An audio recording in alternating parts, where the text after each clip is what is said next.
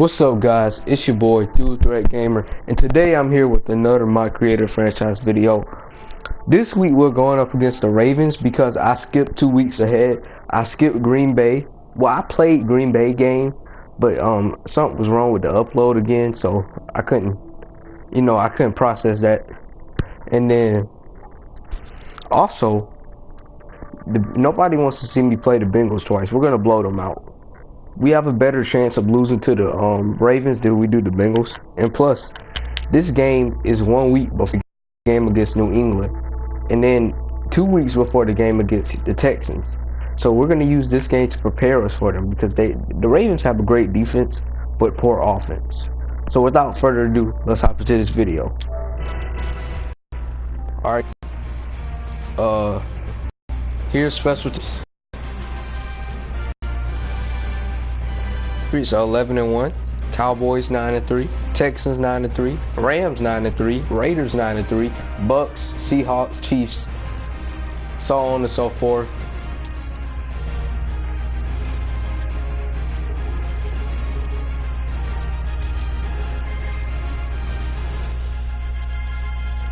You know, we are one of the best defenses in the league going up against another team who has a great defense.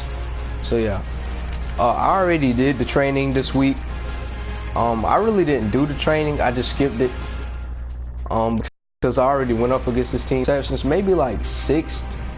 Because we have to either be second or first in forcing interceptions. We're fourth a little bit.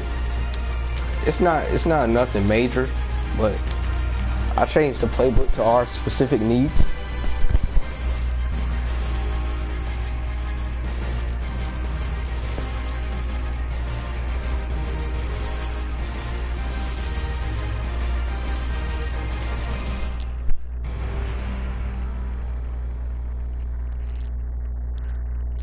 So I think we are gonna wear our color rush jerseys. This might be the last time we wear our color rush jerseys. Just because we're gonna wear different jerseys for the Texans, but not for the Patriots. We're gonna wear our regular jerseys for the Patriots.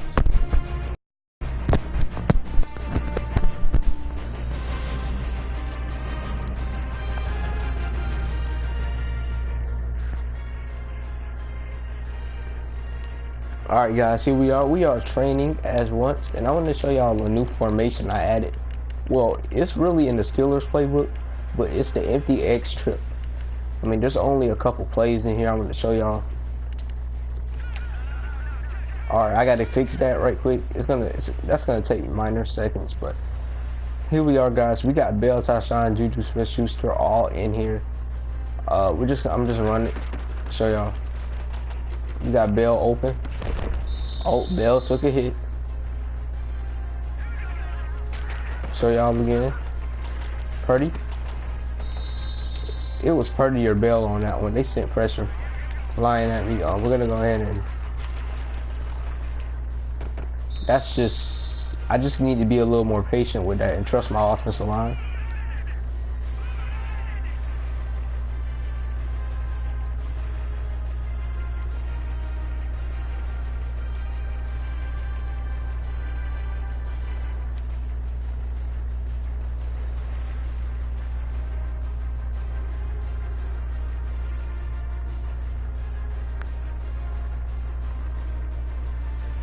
Yeah,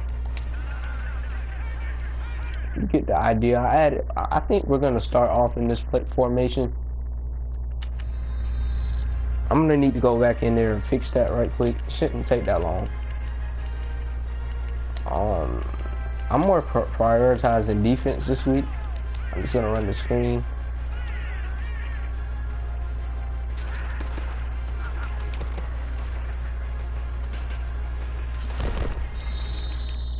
Alright, that's perfect. But yeah, we're going to be prioritizing defense.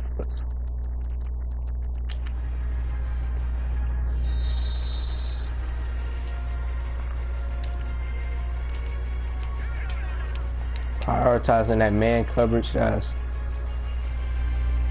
We're going to be focused on man coverage. Just overall essence for preparing for that. New England's run game is sorry as crap. And if we beat them, I'm saying if, because I'm going to let it play like it should play. If we beat the Patriots, then they better get their running game fixed. Oh snap. Footman. Alright, he gonna dye him up. Alright. But yeah, let me go ahead and fix that right quick.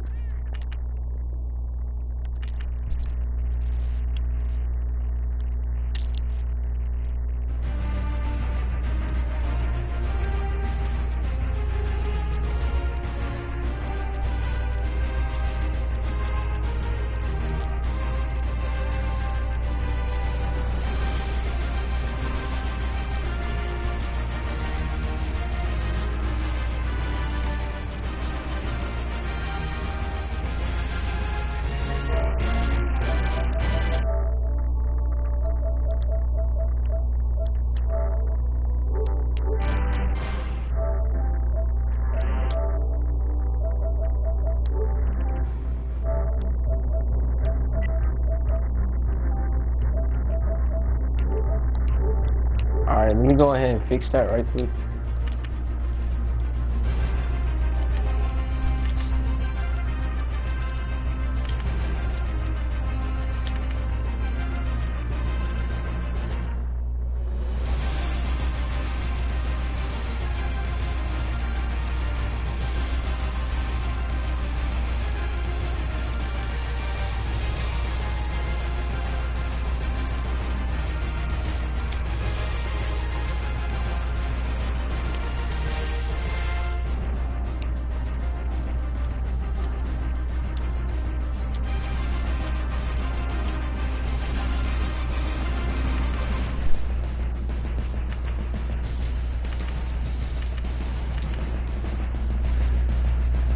Alright, I saved it, guys, so we should be ready to go. I'm just gonna go ahead and hop straight into the video.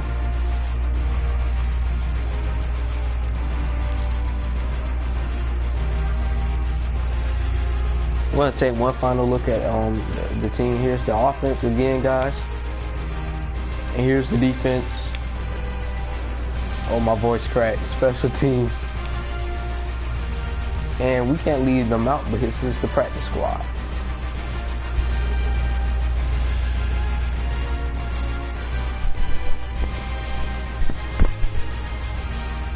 So without further ado, let's go ahead and hop into this video.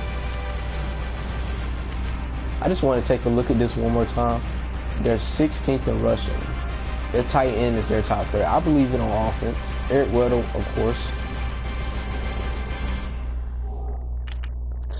I know there's some other players we need to worry about. Terrell Suggs. Flacco's stats are awful.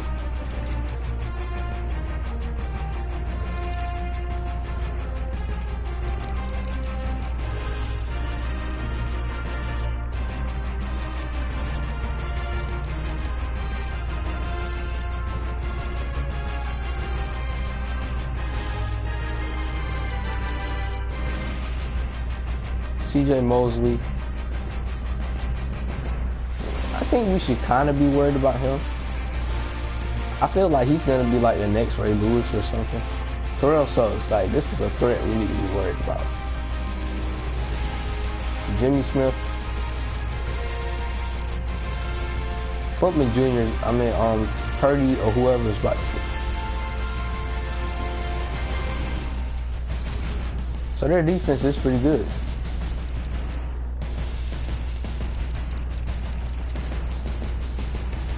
Anybody on special teams we need to be worried about?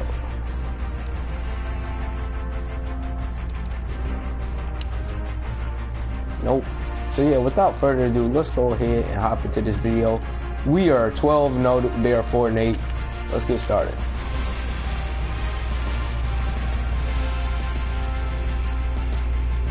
Hold up.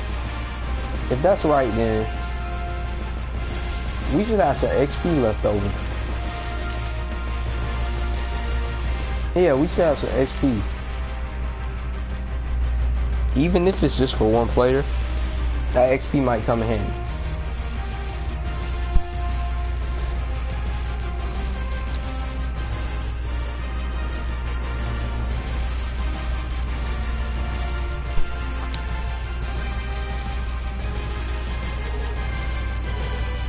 So here we go, guys.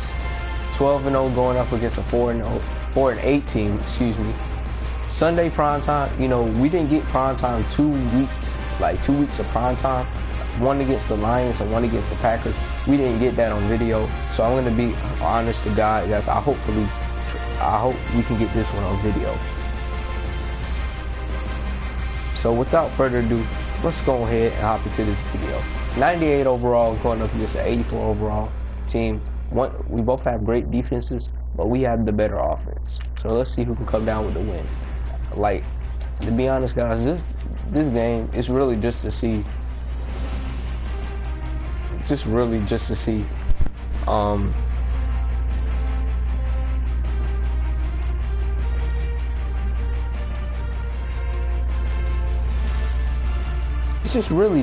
on how we can prepare for the Patriots next week. Just to start prepare for a game in real life. It's like prepare for a game. You know, I always, you know, I take stuff seriously, whether it be in a video game or in real life.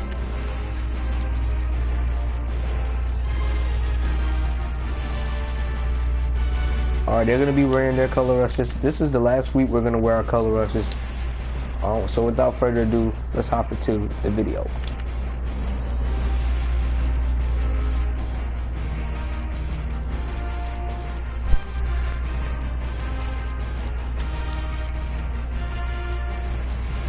I can't count on the rushing yards this video just because I want to get, just like you saw how we did the Titans in real life, that's how I want to do this team in real life. This team has a better defense than the Patriots because it's going to be hard. The Patriots, Bill Belichick is going to have to focus on Le'Veon Bell, Footman Jr., Antonio Brown, Purdy, the tight ends, Juju Smith, all our weapons. That's hard. So this game will help us get ready for that. So we're going to probably end up having way more passing yards than rushing. We're going to get our run game going, definitely, but start off passing.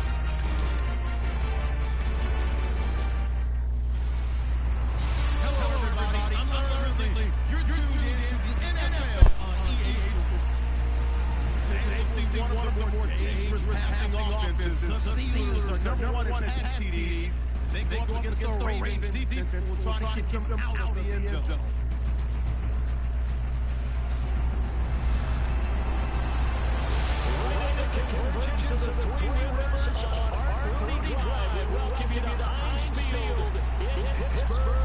Now hold up. I ain't trying to be greedy or nothing, but can we play in the snow? Like, I swear that would look cool going up against Baltimore in our jerseys in the snow.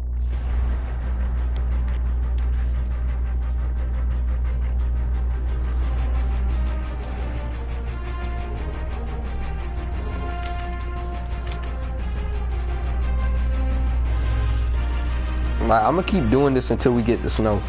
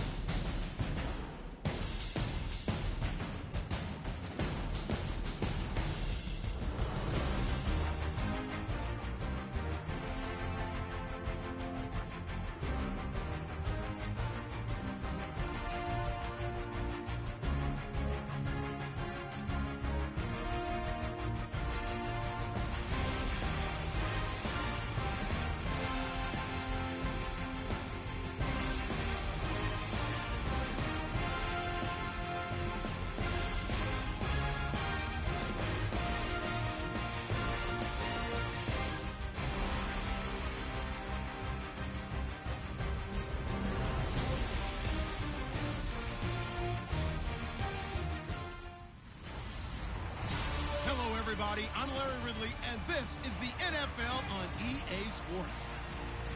Today we'll see a team that can get it done on the ground. The Steelers lead the league in rushing TDs, and they'll go up against the Ravens, who will need to be stout up front.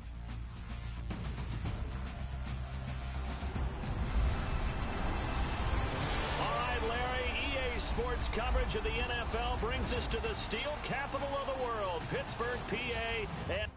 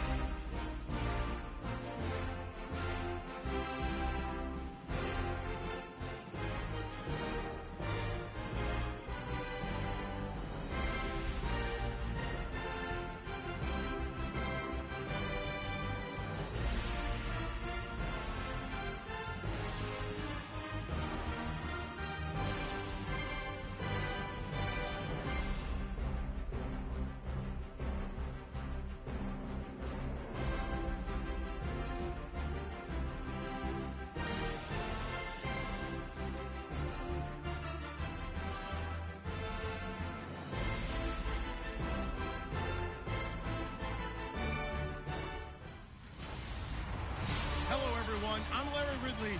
You're tuned into the NFL on EA Sports. In today's matchup, we'll have to watch the guys up front. The Steelers lead the league in sacks, and they'll be up against a Ravens team that will need to try and keep that pass rush off balance.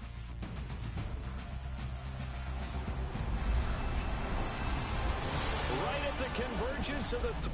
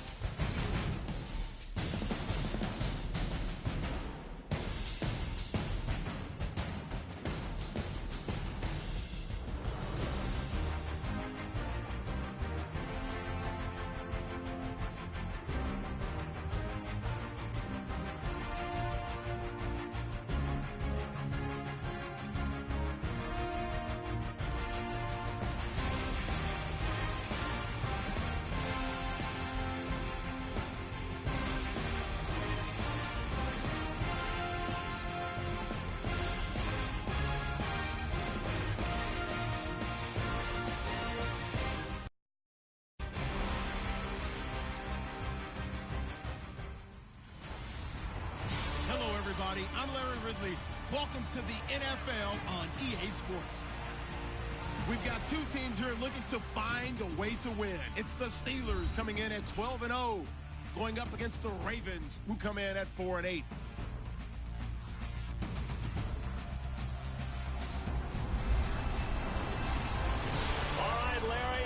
Sports coverage of the NFL brings us to the steel capital of the world, Pittsburgh, PA, and Heinz Field.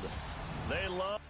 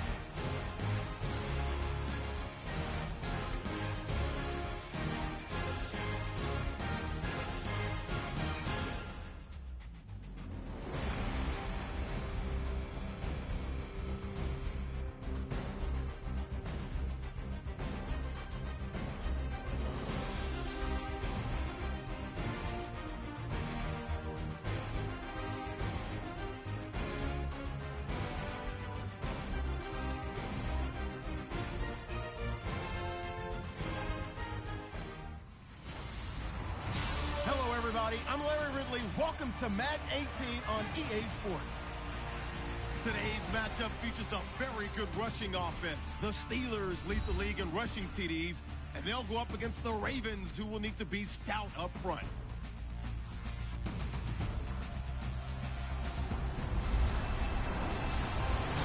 Right at the convergence of the Three Rivers on Art Rooney Drive, we welcome you to Heinz Field in Pittsburgh.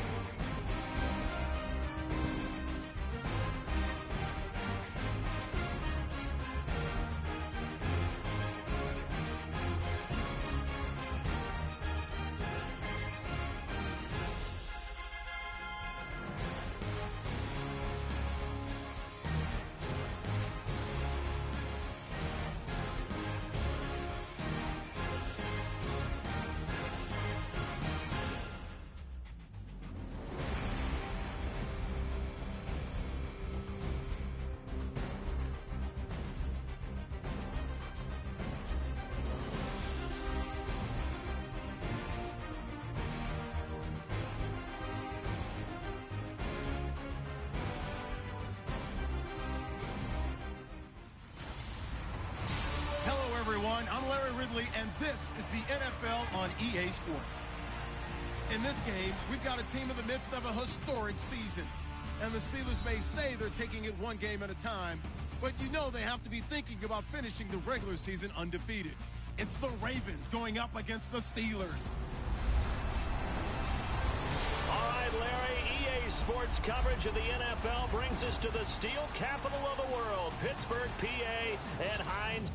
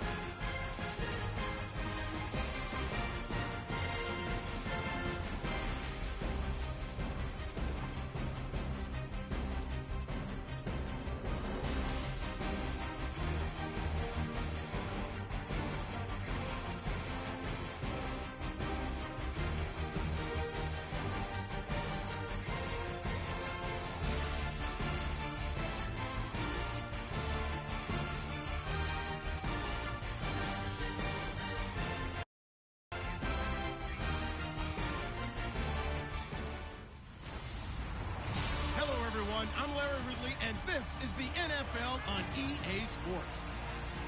Today's matchup features two teams looking for a win. It's the Steelers coming in at 12-0, going up against the Ravens, who come in at 4-8.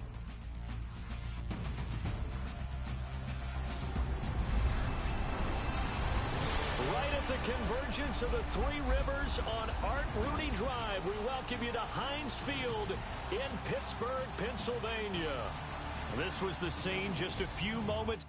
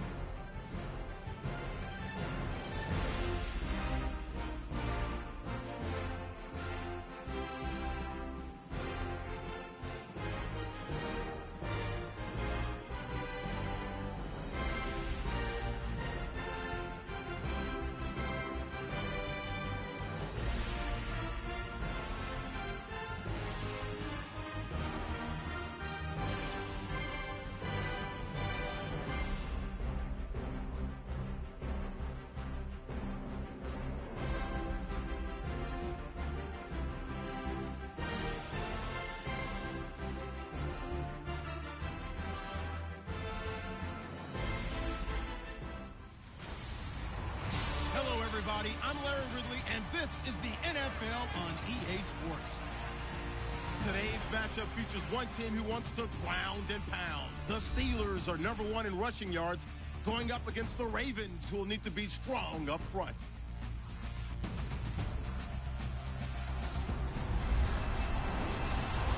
All right, Larry, EA Sports coverage of the NFL brings us...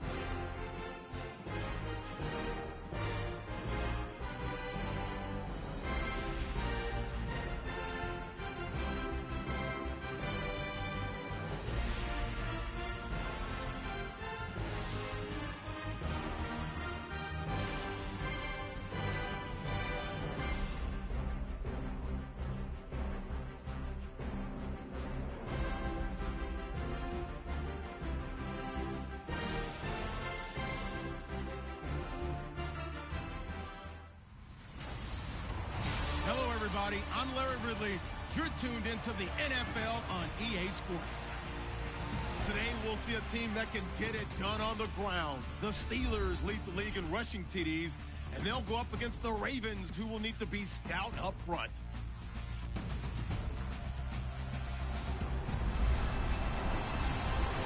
Right at the convergence of the Three Rivers on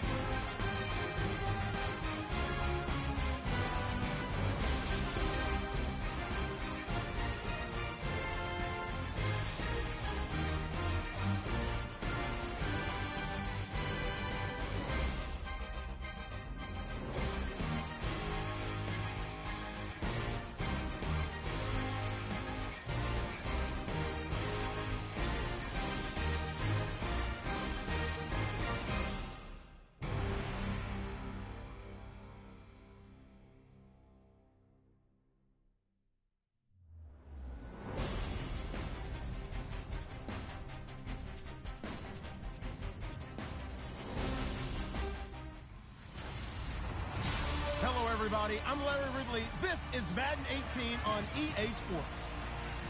Today's game features a team that can get it done on the ground. The Steelers lead the league in rushing TDs, and they'll go up against the Ravens, who will need to be stout up front.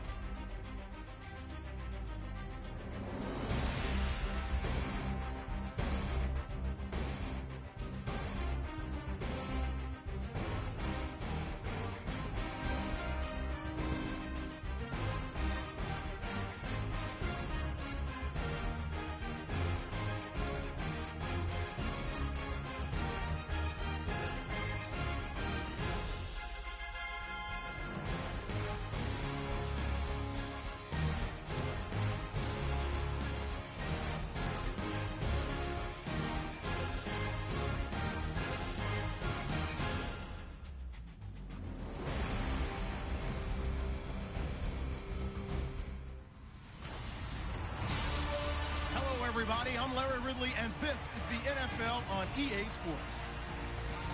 Today's matchup features a very good rushing offense. The Steelers lead the league in rushing TDs, and they'll go up against the Ravens, who will need...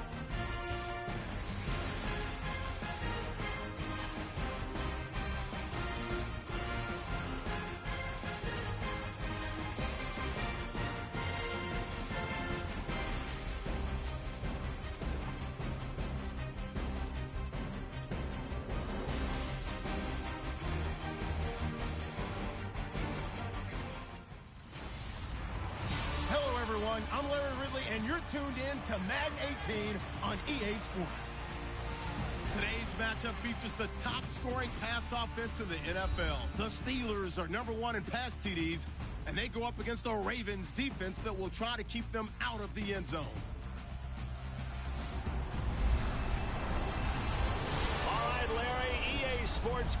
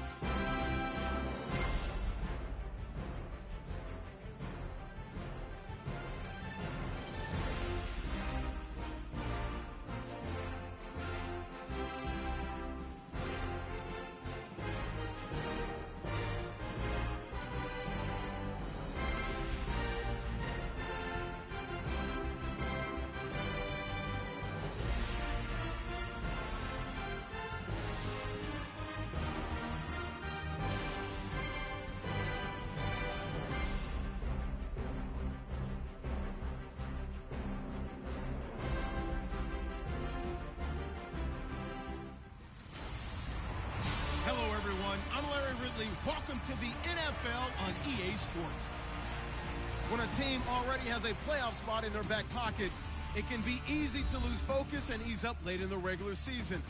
But not losing momentum going into the playoffs is also important, so they just can't mail it in here.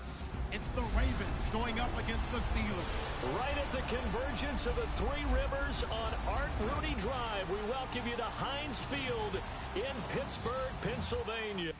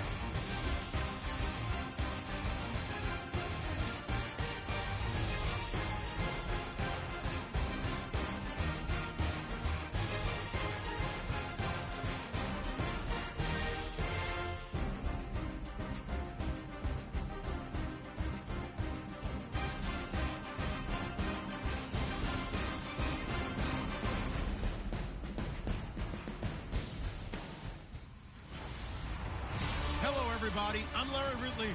You're tuned in to the NFL on EA Sports. Today's matchup features a team that moves the ball well. The Steelers lead the league in first downs, and they'll be up against the Ravens defense that will be fighting hard to quickly get off the field. All right, Larry, EA Sports coverage of the NFL brings us to the steel capital of the world.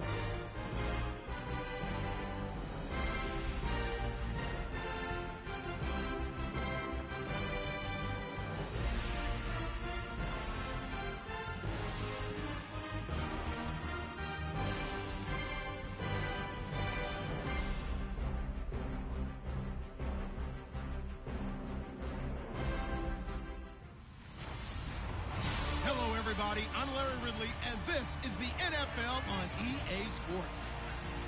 Today's game will feature a team that loves getting it done through the air. The Steelers are #1 in pass TDs, and they go up against the Ravens defense that will try to keep them out of the end zone.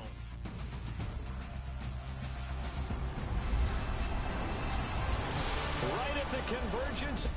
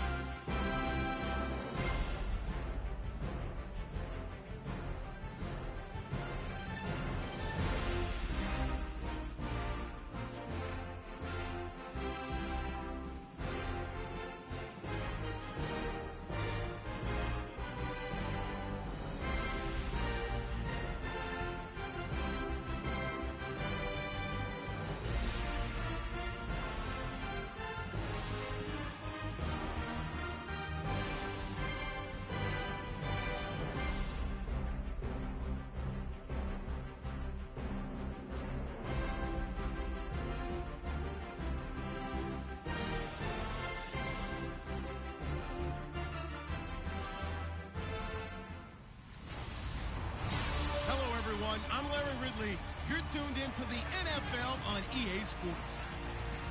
Today's game features a team that can get it done on the ground. The Steelers lead the league in rushing TDs, and they'll go up against the Ravens, who will need to be stout up front.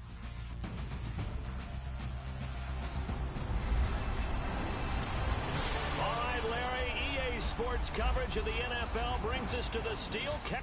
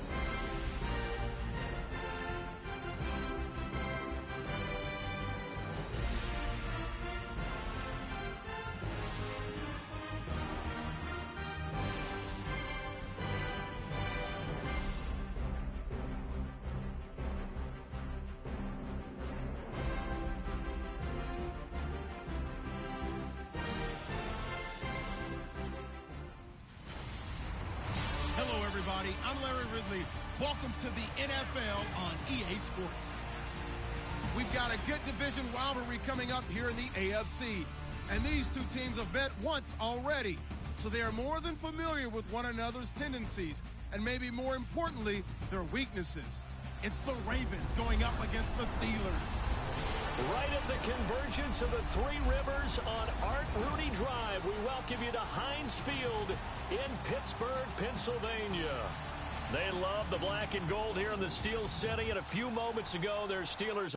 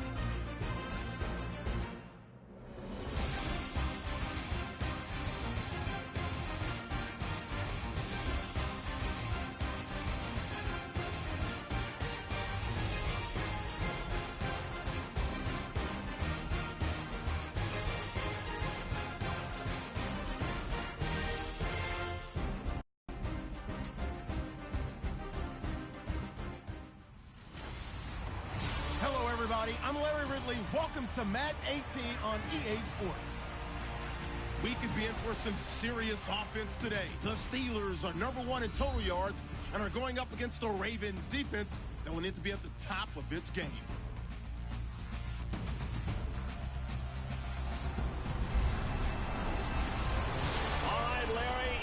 sports coverage of the NFL brings us to the steel capital of the world, Pittsburgh, PA, and Heinz Field. This was the scene just a few moments ago as the Pittsburgh faithful were fired up by the hometown Steelers taking the field. They're all set as they'll match up with Joe Flacco and the Baltimore Ravens.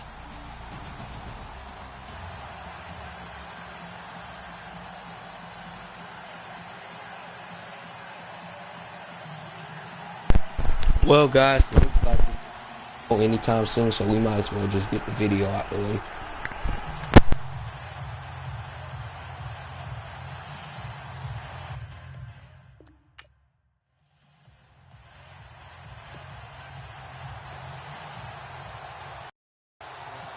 Quarters of the NFL season are complete. What lurks shy of the 30-yard line? So here come the Ravens now, ready to get the football for the first time. The unaware, it's Joe Flacco. Would you say that last week's performance by him, workmanlike in terms of numbers? 1 touchdown, 1 pick, but obviously a lot.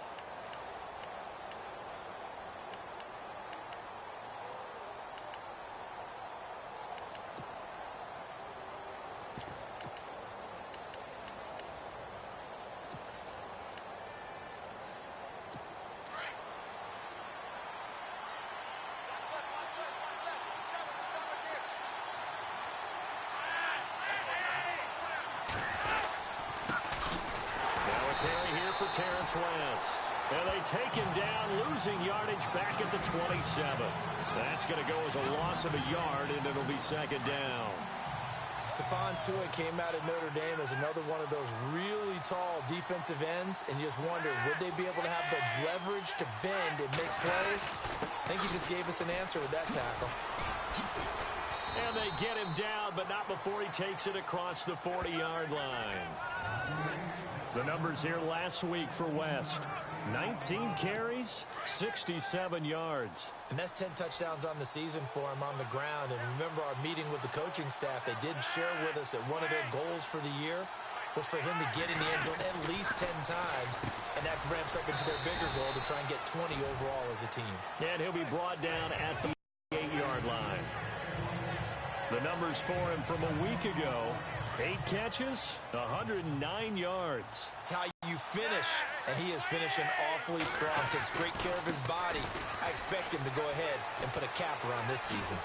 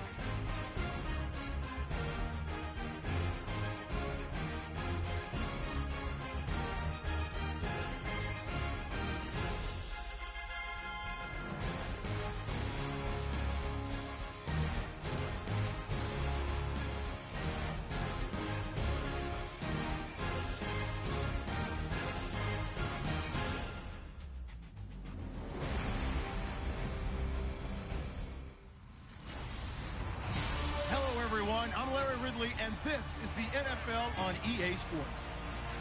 In today's game, time of possession is something to watch. The Steelers lead the league in first downs, and they'll be up against the Ravens defense that will be fighting hard to quickly get off the field.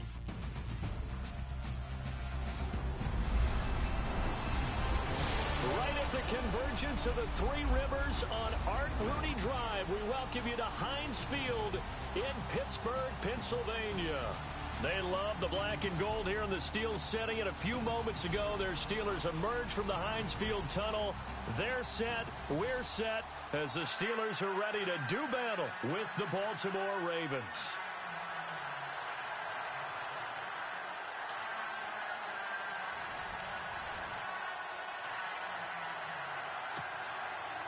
Three-quarters of the NFL season are complete. What lurks in our final month? We're underway in Week 14. This is taken at the 3.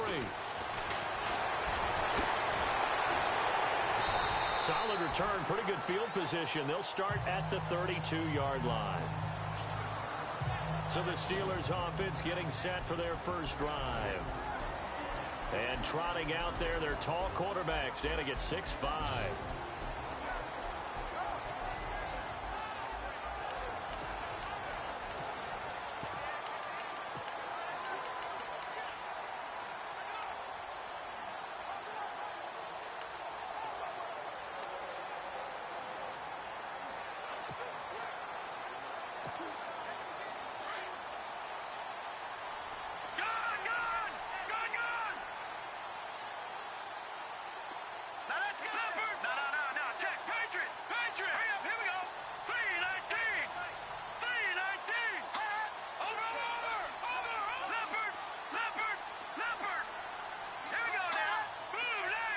The play clock's running down.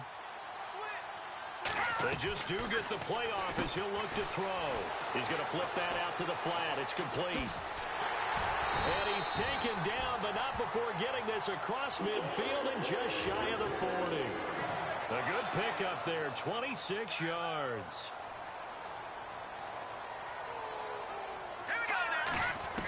Now on first down, he'll drop to throw it. Man open left side is Brown. And he gets this one all the way down inside the 15. A really good pickup of 28 yards. Let's go. Green 39. Green 39. Over.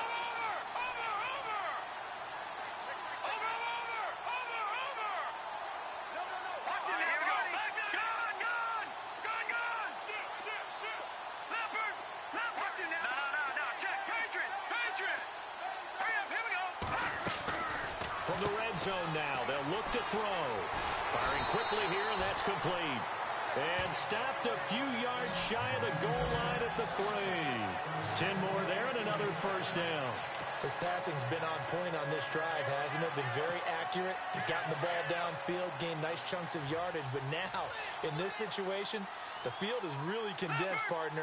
So if he's going to throw the football, he'll have to be pinpoint here. As I was going to ask you about that. Field's under pressure now, and he's going to go down. Sack back around the 8. Tyus Bowser in there to get him. And that's sack number 6 for him on the year. He'll drop to throw. That's complete right around the 8. Down at the 2. Broke through first contact, but ultimately stopped shy of the goal line. The catch good for 6 yards, but now it's 3rd and goal. Watch it now, Barney. Back that up. Look at 319.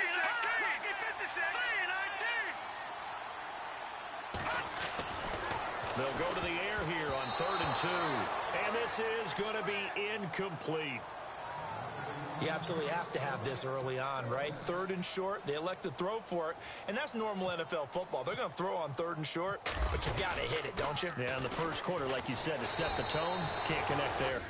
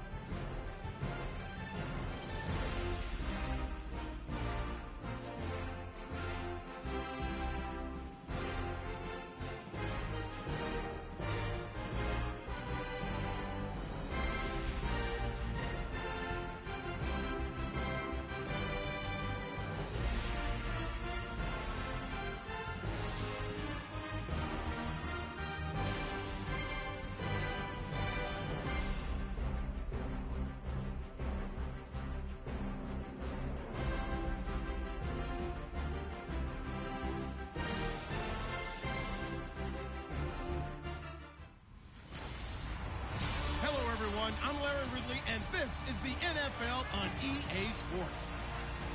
In today's game, we should look to the war up front. The Steelers are #1 in rushing yards, going up against the Ravens, who will need to be strong up front.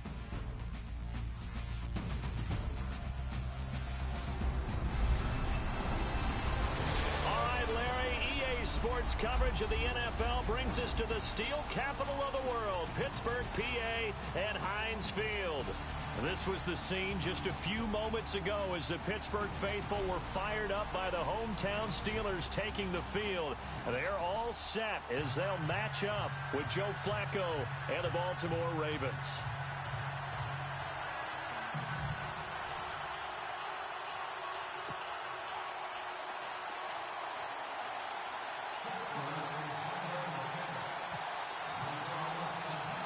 Three-quarters of the NFL season are complete. What lurks in our final month? We're underway in Week 14. That's fielded in the end zone. And he won't return this one. He'll go down to a knee, and they'll start at the 25. So here come the Ravens with their first look on offense. They'll be led out by their quarterback in his 10th year now from Delaware. It's Joe Flacco. Would you say that last week's performance by him, workmanlike in terms of numbers? One touchdown, one pick, but obviously a loss. Yeah, and that's the bottom line for him. All he cares about is how do we find a way to win the game. Maybe he leans on a few other parts of the offense and hopefully springs a receiver or two free.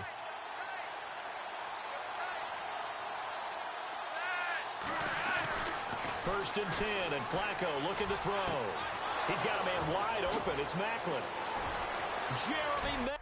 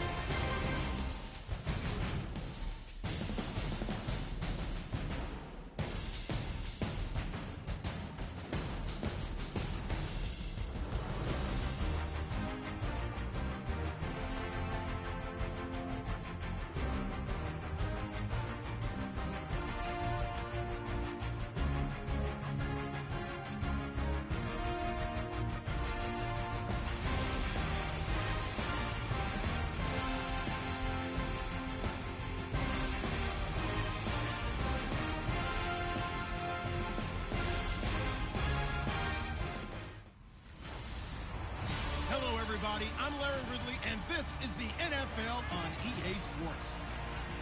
We've got a matchup where time of possession will be a focus. The Steelers are #1 in rushing yards, going up against the Ravens, who will need to be strong up front.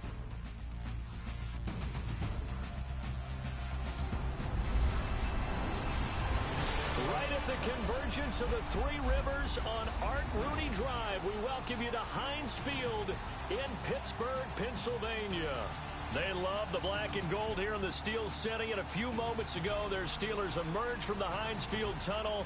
They're set, we're set, as the Steelers are ready to do battle with the Baltimore Ravens.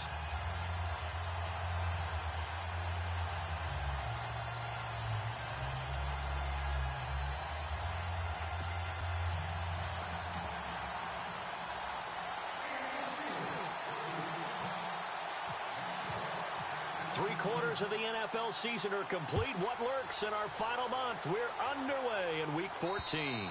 And this will be a touchback as that sails over the end line.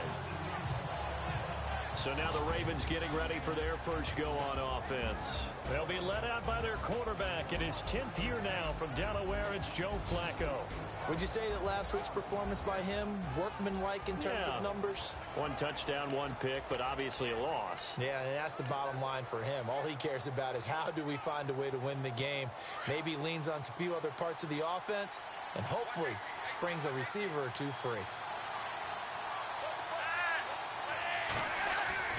First and 10 here for Flacco. He's going to lead this for his running back. It's complete. And he'll be brought down right at the 30 here. It's a gain of 5 on the play, and that'll make it second down. And the Buffet boys, the O-line, hopefully they're ready today. Listen, you got to feed them first. But if you do, you usually get a great product out on the field. And when they play well, the quarterback can't wait to feed them afterwards.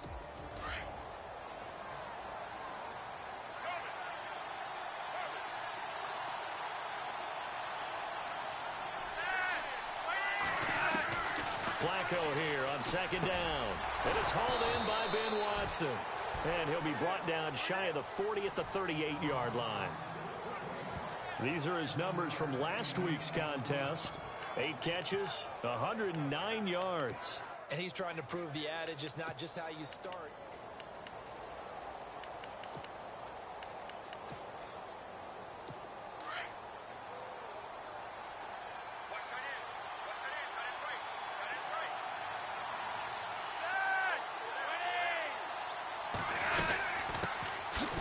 This is West.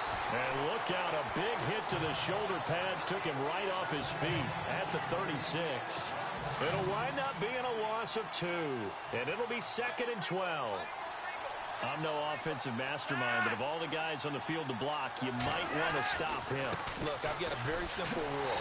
An unblocked defender is usually your best defender, and he ended up making the play there. And they'll lose a yard that time, and that's going to lead to a third down. I think there's one element that just keeps increasing on defense in the NFL, and that's speed. They want it at every position, and we just saw there some linebackers who can go sideline to sideline, run past that trash, go past people, and make tackles near the sidelines. Not only near the sideline, but also in the backfield there for the loss. And he'll just toss it away. So he throws it away, and that brings up fourth down. But no second guessing the call here. It was third and long, so throwing the football was probably the smart play to try and pick it up. But they don't get it, and now the defense goes off the field feeling pretty good about themselves, gaining some momentum as they force them into a likely punting situation. So on fourth down, here's Sam Cook to punt it away.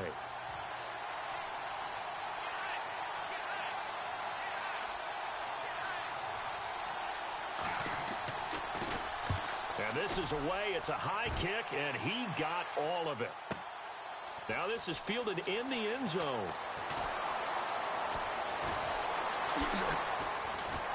Now a late flag comes in as they got him down via the face mask, and that'll give him even better starting position. Face mask. Defense. So that flag will cost him 15.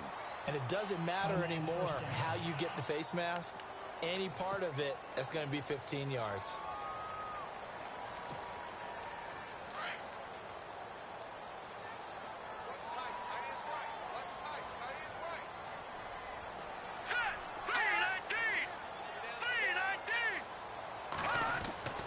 Back to throw now on first down.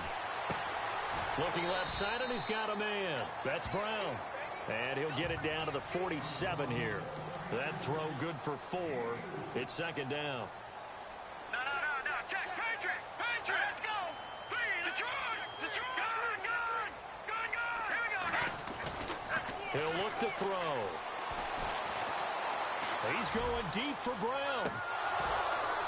And he's unable to grab it. Thought he might have had position, couldn't hold on, third down. Brandon, it looked like he had his hands on it for a moment, but let's face it, that was going to be a tough catch all the way because of the presence of the defense right there as he was trying to haul it in. Yeah, nice job to force the incompletion.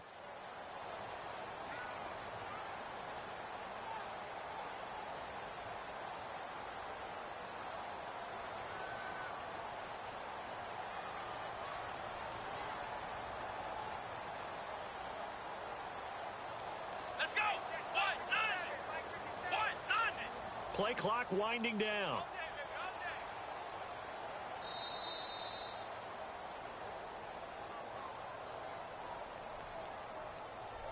Delay of game, offense. And that'll set them back 5. Now So the Ravens bring out an extra defense.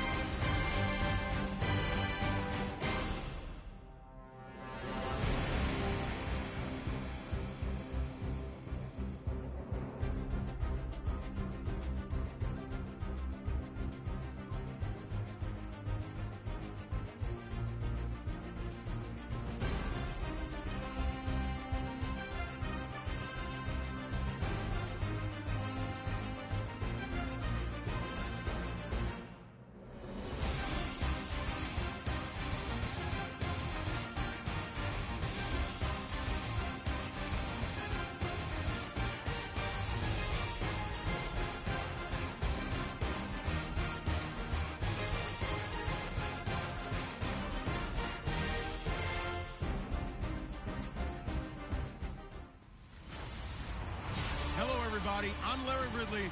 You're tuned into the NFL on EA Sports. With the season winding down, thoughts are already beginning to turn to the playoffs. But you gotta play it out to the end. So these guys will need to keep the focus on this game and not start looking ahead to the postseason. It's the Ravens going up against the Steelers. All right, Larry, EA Sports coverage of the NFL brings us to the steel capital of the world, Pittsburgh, PA, and Heinz Field. This was the scene just a few moments ago as the Pittsburgh faithful were fired up by the hometown Steelers taking the field. They're all set as they'll match up with the Baltimore Ravens.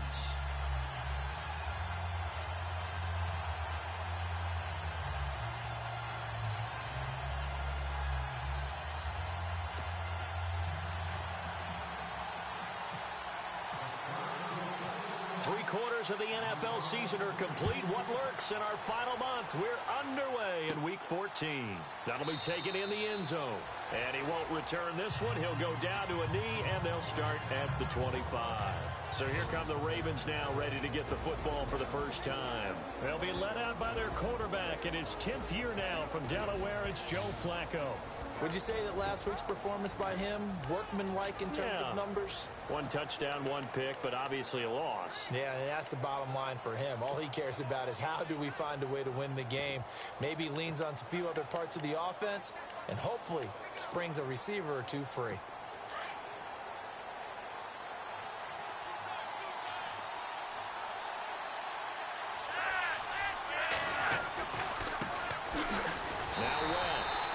This one goes nowhere.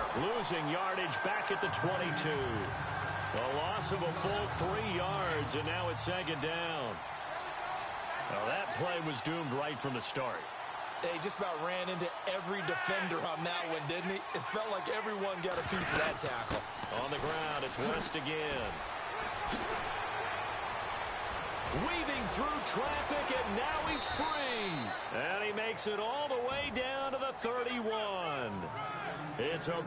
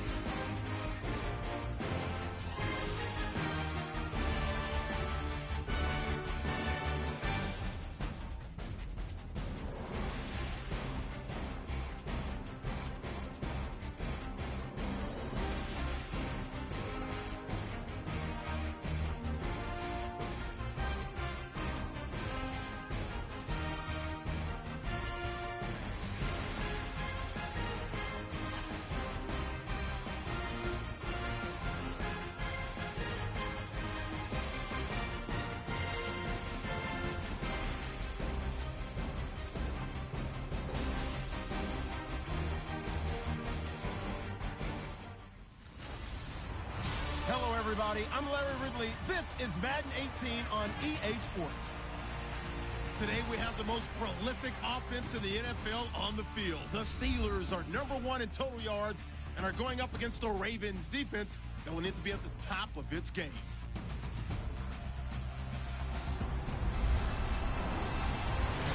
Right at the convergence of the Three Rivers on Art Rooney Drive, we welcome you to Heinz Field in Pittsburgh, Pennsylvania. They love the black and gold here in the Steel City, and a few moments ago, their Steelers emerged from the Heinz Field tunnel. They're set, we're set, as the Steelers are ready to do battle with the Baltimore Ravens.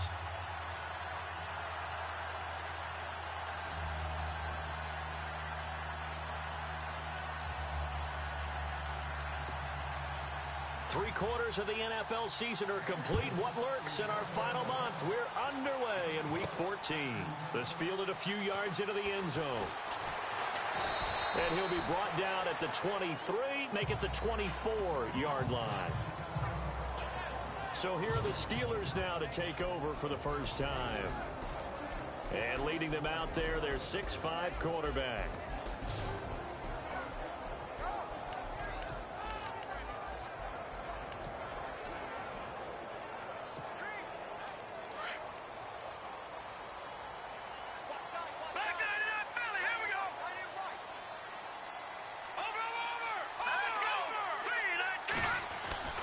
They'll come out throwing here on first down. This one complete to his fullback out of the backfield. And they're going to get this one all the way out across the 45. That one goes for 24 yards.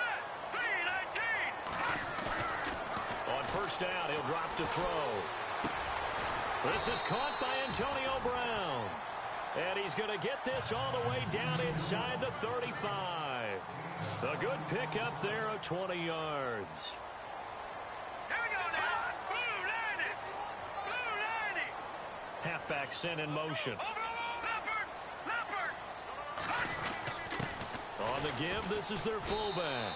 And he'll get it down inside the 30 to the 29-yard line. It's a pickup of 4, and it'll bring up second down. And a peek now at the offense for Pittsburgh. When it comes to Le'Veon Bell, it's not about the numbers. It's about his style. And when we watch him run the football and almost stop time behind the line of scrimmage before he finds the hole he wants to run through, it's a style that's his and unique to him. I'm not sure everyone else can emulate it. Leopard. Leopard. Set. Clean. All right, now, lucky 56. Lucky 56. Here we go now. Blue 90. Here's the first carry for Le'Veon Bell. A pretty nice, strong run, but can't break away. Down just inside the 30. Call it a gain of a yard, and it's going to bring up 3rd and 5. Now, lucky 56. They'll look to throw. He's going to take a shot for the end zone. And it's knocked away and incomplete. This goes to the goal line. You got to be very careful with the offense calls rub routes. When I call a pick trying to screen you off from your coverage, does a nice job of avoiding that and helping force an incompletion. And this one looks good. It is good. Right down the pipe. And the Steelers will jump out to a 3-zip lead. So they get the ball first here in front of the home crowd under the lights, and they get 3 points out of it. And there's something about a night game, isn't there? A little extra snap, a little extra crisp in the air. What a terrific way to get things started. A little extra excitement, a little extra dazzle for the home crowd. They'll bring it back to just about the 25, call it the 24-yard line. So here come the Ravens with their first look on offense. They'll be led out by their veteran quarterback, a former Blue Hen out of Delaware. It's Joe Flacco. Would you say that last week's performance by him, workmanlike in terms of numbers? 1 touchdown, 1 pick, but obviously a loss. Yeah, and that's the bottom line for him. All he cares about is how do we find a way to win the game. Maybe leans on a few other parts of the offense, and hopefully springs a receiver or two free. On first down, Flacco finds his man, Watson, over the middle. And they're able to get this one across the 35. The numbers for him from a week ago, 8 catches, 109 yards. And he's trying to prove the adage, it's not just how you start, it's how you finish. And he is finishing awfully strong, takes great care of his body. I expect him to go ahead and put a capper on this season. Here's West. And that play is blown up, losing yardage back at the 35. It's a loss of a yard there, and now second down. Wow, that play got shut down in a hurry. As soon as the snap came, you could see defensively they were just closing in. That was going nowhere. Yeah, you count on your offensive line to give you a little bit of space, a little bit of time so you can make a move. There was none there for him. And he'll lose yardage. Brought down at the 32. That'll set him back with a loss of 3 on the play. And that'll force upon him a 3rd and 14.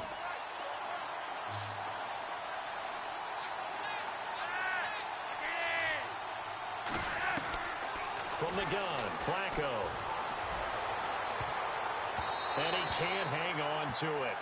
Nearly picked. He's known for his hands defensively. But instead it just brings up 4th down. Now keep in mind, they did have 3 interceptions last week. Couldn't quite come up with a first-quarter pick that time. But they had to like what they saw in terms of reacting when the ball is thrown. We had an expression when I played. It was called break on it. Every time the quarterback puts the ball in the air, break on the football. Go make a play and accumulate those interceptions. Former defensive back. You remember those 3 interception games. They can be contagious, give you a little momentum. They really can, and it doesn't matter whether it's one person or if you spread them across your entire defense. Everybody wants a piece of that pie. Nifty move. Might have been 1 man away from 6 points. As it stands, it's a huge return. And the offense will take over with a new set of downs.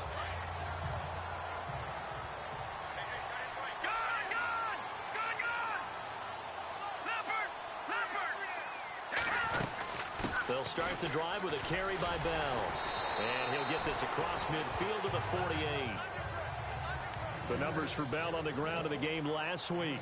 Very productive. 3 touchdowns, 2 of them on the ground, 1 through the air. And it will always be a compliment to say that a guy's got a nose for the end zone, and he sure had it last week. And he'll be taken down, but not before getting this inside the 30. A good pickup there of 20 yards. Here's a play fake as they set up to throw. Buying time to his left. And this is caught for a touchdown. Now hold everything here. Flag in the backfield. This one might be coming back. Holding offense. So retract the yardage and retract the touchdown. And retract the chunk play. Big strike there to get the touchdown. Now they've got to take it back and see if they've got another one still in their arsenal.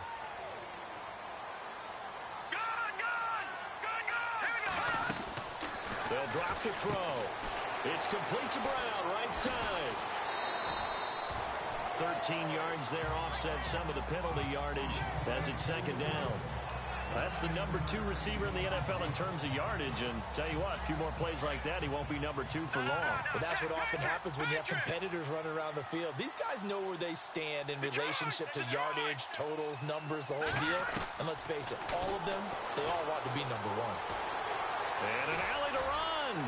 And they'll bring him down at the 18-yard line. 8 yards that time, able to take off, and the result is a first down. All right, now, lucky 56. Lucky 56. Set. Blue, landing. Gun. From the red zone now, they'll look to throw.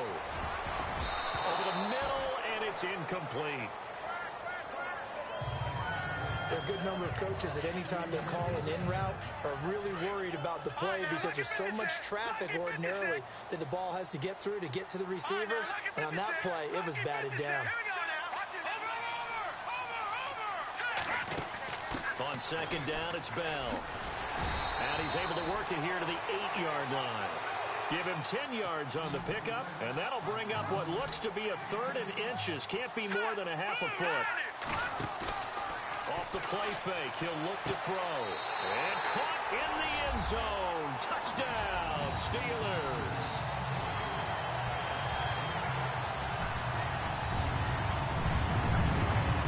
Now the extra point try forthcoming.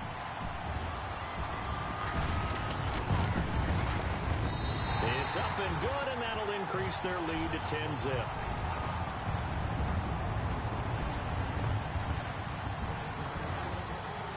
The kickoff team on the field now as they will send this one away. This will be fielded at the 8. And he'll take it past the 25 and up to the 28-yard line.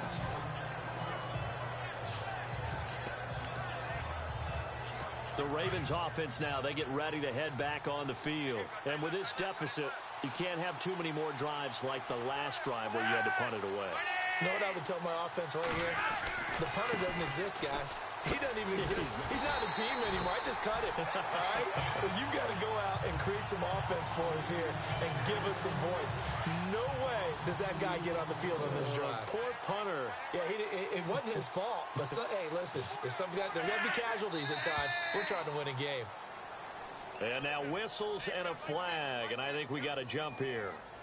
Encroachment, defense. And he got a little aggressive too early. And he did, wanting that quick takeoff as the ball was snapped. But I think sometimes those big guys on offense, they're pretty cagey too, right? They make those little sudden moves or those little setter moves that get you to jump. They'll run again here with West. And he'll lose yardage here, going down back at the 28. So he loses 3 yards there. Now 3rd down. The insistence of speed at every position is really seen at the defensive end spot. These guys in the old days were often outside linebackers. They just pushed them forward because they wanted to play fast and get to the quarterback or the running backs quicker. Under pressure, and Flacco's going to be dropped. Stephon Tuitt in there to get him, and that is sack number 15 for him on the year. I know some of the talk after last week's loss was the O-line struggles. They gave up 4 sacks. He got hit here and taken down again, so that's something to monitor. It is something to monitor, but they've got to help their offensive line out. Maybe a little bit different play calling, right? Draws, screens, get the ball out of the quarterback's hands quicker, maybe some quick game passes. All of that to try and help slow down a pass rush and make things easier on their offensive line.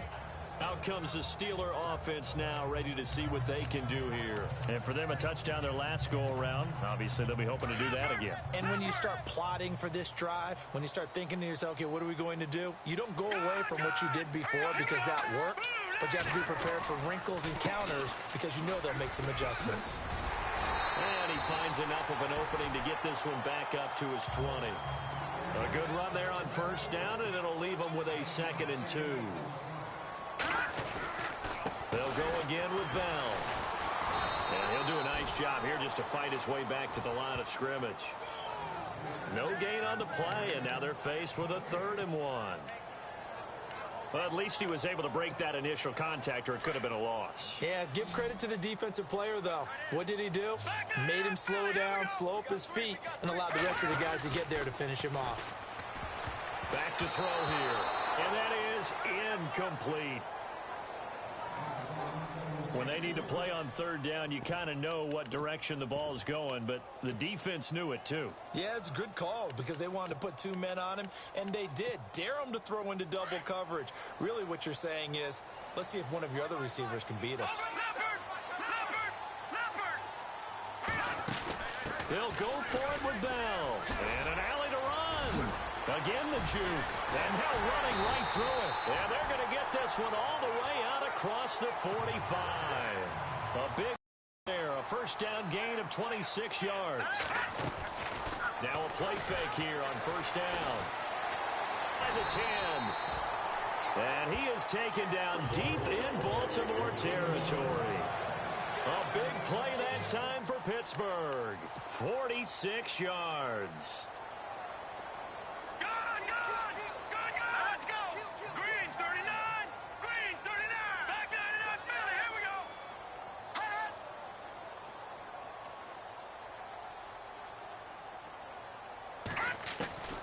Now a shotgun snap as they'll look to throw.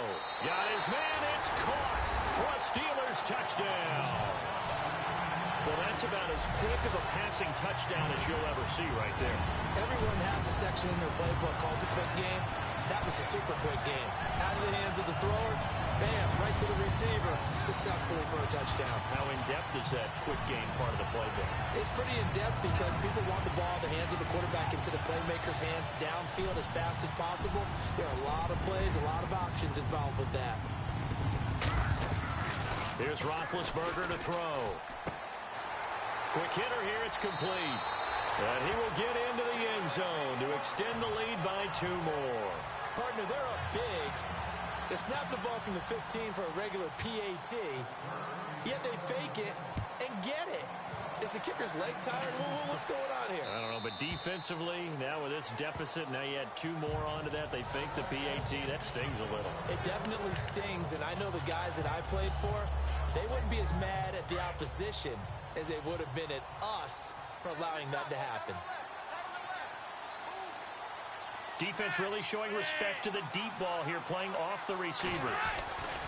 They start on the ground with West. Oh, look at that. Oh, he's got a little daylight.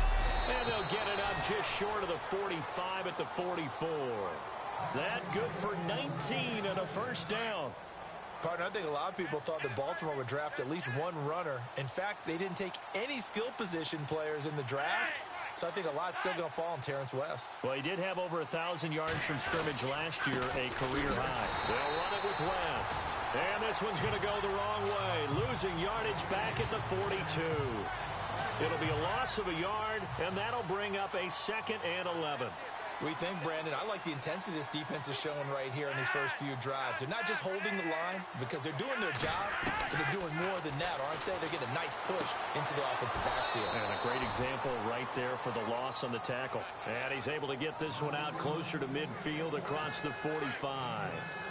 Let's make this one simple. What a catch, especially the finishing part of getting his feet in bounds, toe tapping, and of course, foot dragging. A little tapestry, if you will. Oh, I like it. And he's taken down at the 43, but not before picking up the first. Flacco to Perriman, and the Ravens have a first.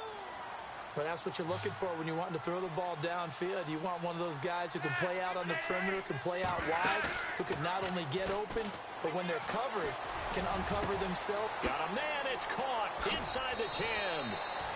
A big play that time for the Ravens. And even 40 yards. A nice job there, Charles. They picked up the blitz, were able to complete the pass. That had the total feel of a quarterback in control. Red blitz, got him into the right protection scheme, so he doesn't get hit back there. That is caught by Macklin for a Raven touchdown. Jeremy Macklin, his 6th touchdown of the season, and the Ravens get a bit closer. And all about timing there on that short slant, Charles. Exactly right. That was timed up so well. The route, the throw, touchdown. Here's Tucker now out to kick this one away.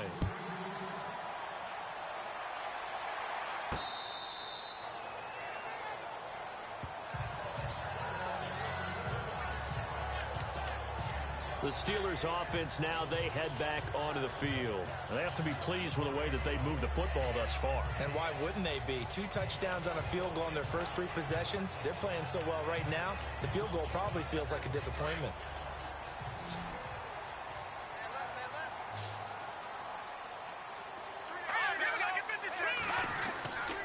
They'll start out on the ground with Bell. And he's able to plow forward up to about the 29, just shy of the 30. Call it a gain of 4 on first, and that'll make it 2nd down. Looking to throw. And the pressure will get to him. He goes down. Now there is a flag on the play, but this looks like holding on the offense.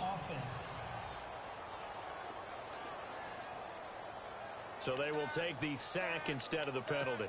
And it takes another down off the series. But the biggest one of all, do you want to tell the guy who just got the sack that it no longer counts? No. No, not at all. Now let's go. Green, 30. Gun. Gun. Hurry up. Here we go. Numbers. Gun. Hurry up. Now on 3rd and long, they'll look to throw. He's going to fire one deep. Oh, this is taken in. It's complete. Past the 20, 10, and into the end zone. Touchdown, Pittsburgh. Antonio Brown, 79 yards. And the Steelers are going to add on to their lead. Brandon, my man, one sentence for that one. Clinic. This group is well organized, well coached, and extremely confident in what they do.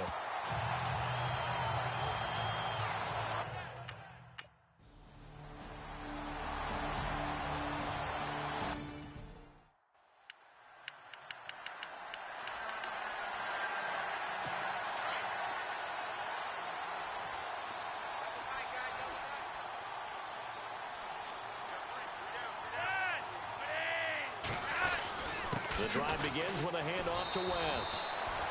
Just a yard on the first down carry, so it's 2nd and 9.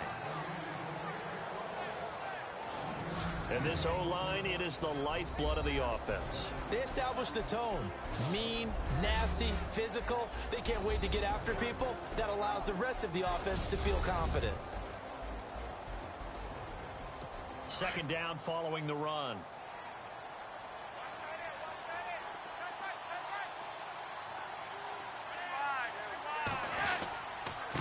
And he'll give it here to his running back. Only a couple there as he'll be brought down about the 28.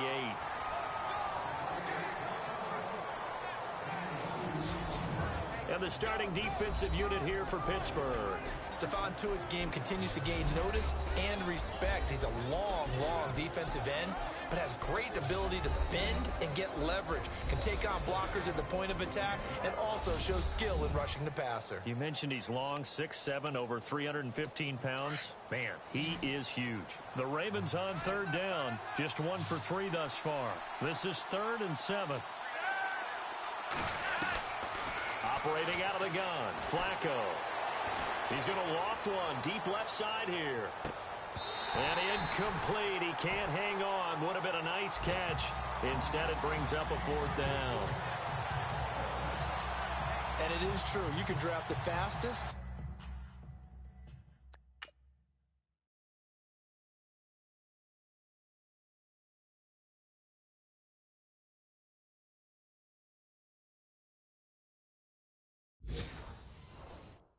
You can draft the most athletic guys, but if they don't know the art of positioning, sometimes it's all for naught. In this case, in the right spot, help force the incompletion. Yeah, had his hands on it for a second. Would have been a tough catch, though. Falls incomplete.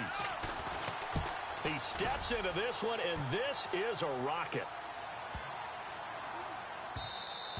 And that one hits at the 7, but bounds into the end zone, and that'll be a touchback. The Steelers offense now, they get ready to head back on the field. Last time they were out here, they had the benefit of good field position, led to a touchdown. This time, they're going to have to work for it. They are, but with that last drive that culminated in a touchdown, I think they carry that confidence into this one. Doesn't matter where you start with the football now, they have to feel great about their opportunity.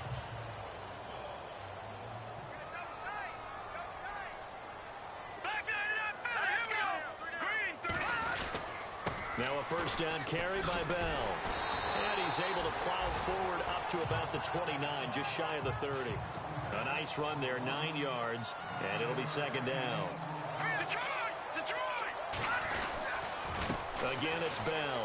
And an alley to run. Bell so light on his feet. Levy on Bell. It's a foot race. 20. And he's in for the score. And his spectacular season continues as he ties the NFL touchdown record. He is phenomenal. And with that carry, he's already over 100 yards here in the first half. And, partner, you know exactly what he's saying to his teammates right now, right? Especially to the play caller. Give me the ball.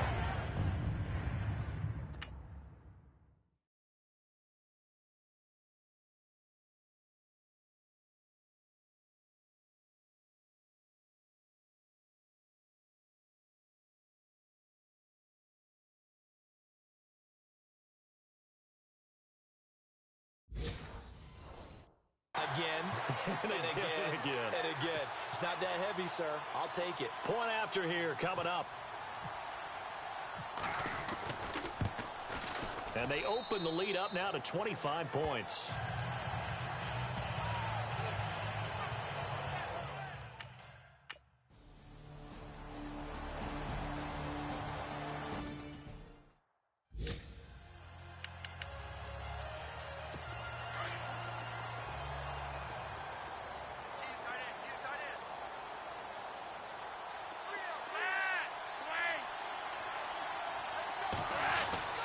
They begin here with a run by West. And he's able to plow forward up to about the 29, just shy of the 30. The numbers last week for T. West. 19 carries, 67 yards. 10 touchdowns on the season for him, and I don't know whether these goals are written down. I don't know whether they're discussed amongst the team, but I do know this. Every guy who touches the ball as a ball carrier thinks 10 touchdowns is a nice. And the Steeler pressure too much here. He's going to go down. Cameron Hayward in there to bring him down, and that is sack number 17 for him now on the year. And we say it all the time, have to be able to get rid of the ball sooner than that. You have to help your offensive line out. They're going to protect you as best they can.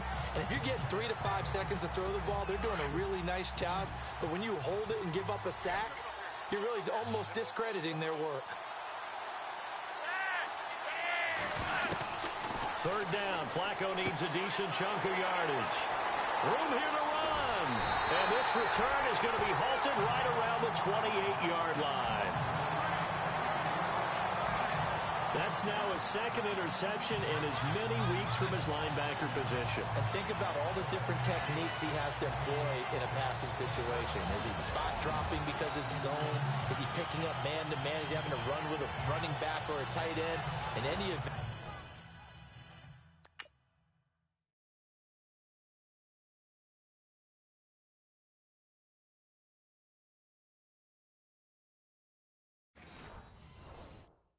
Great eyes, head on a swivel, and excellent hands. Yeah, versatility and showing those hands. And Pittsburgh getting set to take the field. It's a quick turnaround for them after the turnover, but the way they moved it on their last drive, they're probably eager to get right back at it. And you know me and you know my tendencies in this situation. What do I want right now? Be aggressive. Be aggressive. Take your shot right here. And he finds a man with a crossing route. And down inside the 15, shy of the 10. Pittsburgh getting 16 yards there and also a first down.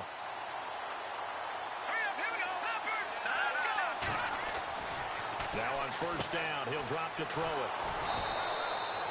Nothing on that one. It'll be second down.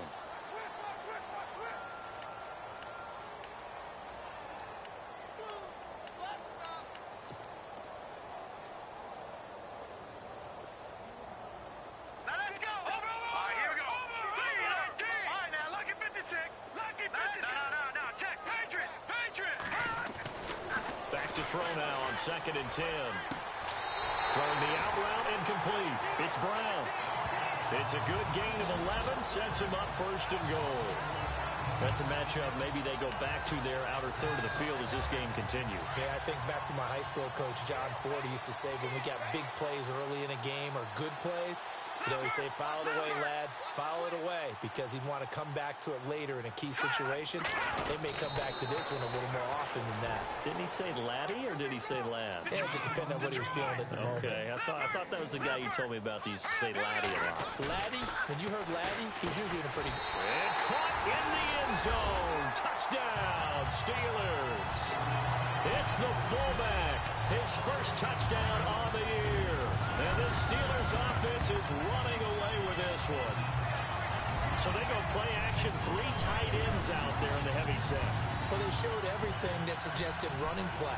Just what you mentioned, 3 tight ends, heavy formation, able to go play action off of it because if you're a defender, you're thinking it's a running play.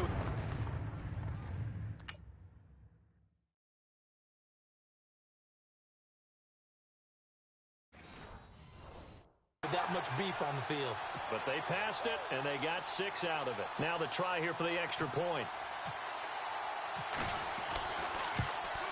And the route is on here in this first half.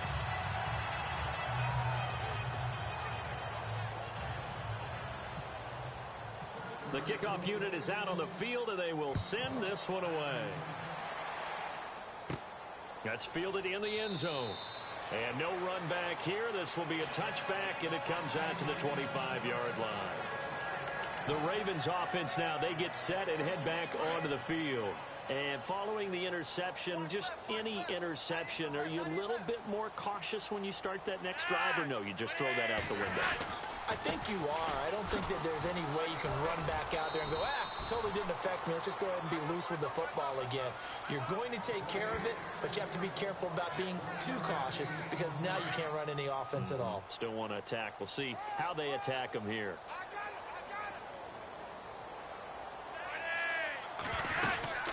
They'll run it now out of the gun.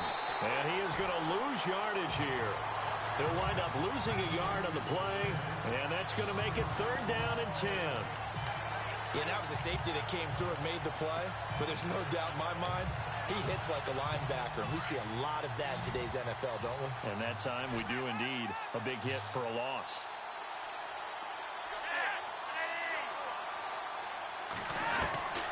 Third down, Flacco from the gun. And the Steeler pressure too much here. He's going down.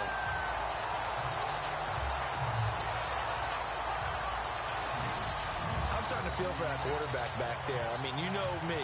Normally, don't have a lot of empathy for the QB, right? In this case, definitely. He's been on constant duress this entire game. I don't know how he's surviving back there. And to think, there's still a long way to go in this football game.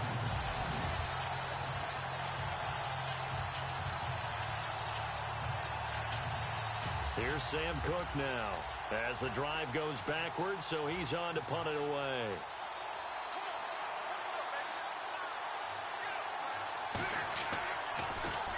And he gets this away, and look at this. This is a good one. And that'll skip out of bounds inside the 20 at the 17-yard line. And Pittsburgh getting set to take the field. And they're hoping to redo their efforts in the last drive when they got into the end zone. And just think of what it's like now on the sideline, because when you score a touchdown, you have to go over and look at the tablet and see what you did on the last drive. When you scored points, it's a whole lot better view than when you're trying to figure out how to fix things there. Hurry up, here we go. 3-19. They go play action here on first down. And incomplete. Probably should have had that one, but with the game he's having tonight, maybe they'll let it go. So he can't hang on, and as I watch that unfold, I remembered an expression that I've heard, maybe from you, I don't know, but you're going to get hit anyways, might as well hold on to the ball. Well, you know a coach said that, right? Yeah. Not an actual player. Not a chance at all. Way easier said than done. Patriots! Patriots! All right, now, look at gun! Gun! Gun! Leopard! Leopard! Over! Gun! Gun! Gun! Gun! Detroit! Detroit! Now he'll look to throw here on 2nd and 10. Flushed out right. Now he'll let it go deep right side. So the long attempt falls innocently to the ground, and it brings up 3rd. Well, not that we had any questions, but it's obvious his arm does not hurt today, does it? He does not mind slinging it around. He is firing that pigskin around the yard. Yeah, putting it deep downfield, taking shots. Unsuccessful there, but I like his moxie. Bell sheds him off. And brought down, but not before he was able to break the tackle, and the extra effort moves the sticks. The Steelers picking up 15 yards there and a first down.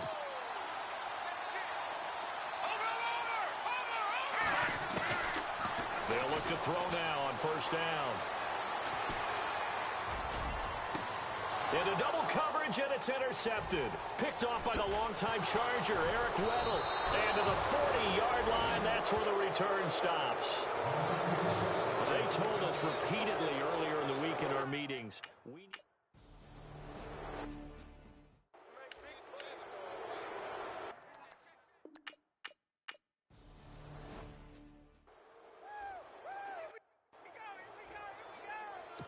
So on 4th down, Flacco off to the sidelines. He gives way to Justin Tucker.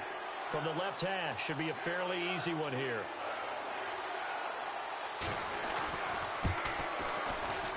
And Tucker's kick right there. It's good. And the drive will wind up yielding 3. So the drive takes him inside the 10, but it ends with just 3. And a nice job defensively to rise up and make sure they didn't get in. This is taken at the 3. And good starting field position. He'll get this one all the way up to about the 35-yard line. So with the Steeler offense on their way out, let's take a look at the playoff picture in the AFC. And for them, it's no longer a question of will they make the playoffs. They've clinched the division title. The question, can they hold on to that #1 seed? And this is where the mental fortitude comes to play, doesn't it? Because now you're not just the coach talking about it, it's team talking about it to each other, supporting each other, carrying each other along, because having that #1 seed means everything in the NFL. It does. So even though the division title's clinched, shouldn't take the foot off the gas. And at the 7-yard line, the catch is made. And he is taken down deep in Baltimore territory. And the young buck showing that ability, that agility to dance outside of the pocket, complete the deep ball. And don't think for a second that the coaching staff didn't have their heart rate accelerate a little bit there, right? Anytime you have those young quarterbacks and they get outside of the pocket, you're just hoping that they make good decisions, because so many things can happen that can go wrong when you throw it downfield like that. You got to wait. Got his man. It's caught for a Steelers touchdown. And partner, sayonara to Randy Moss's 07 record. That is the 24th receiving touchdown this year for him. He's the new king. Well, always remember how Randy did it. Going deep.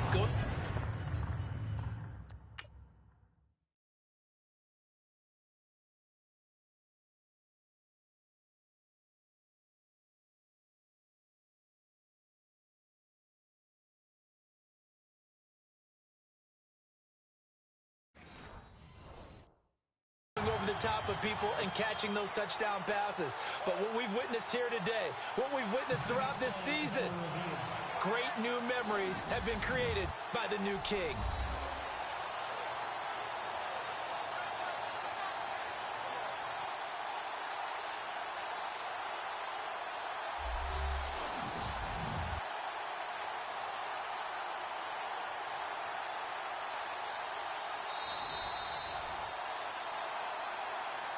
After review of the play, the ruling on the field stands.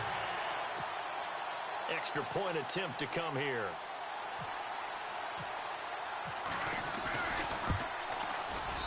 And he's been a busy man, 5 for 5 now as he knocks another one through to extend the lead. Set now to kick this one away, and off it goes. And that'll carry over the back line of the end zone for a touchback. Now Joe Flacco and the offense heading back out onto the field. And how does he rally the troops, so to speak? He's played well, but they're down big on the scoreboard. How does he get his guys going? Make sure they understand it's not a me game, it's a team game. Everyone has to come together. Everyone has to up the level of play a little bit, including himself, and find a way to make some plays in order to give them a little bit of a spark and rally the team. We'll see if they can indeed rally down big on the scoreboard right now. They'll run it now out of the gun. And he will lose yardage and be backed up to the 24. It'll be a loss of 1, and that'll bring up a 3rd and 11 situation. When you're putting together a formula for winning defense, it's exactly what we're seeing in this game. Controlling the line of scrimmage, attacking, and changing everything so that now they're playing in the offense's backfield. They're playing an excellent game.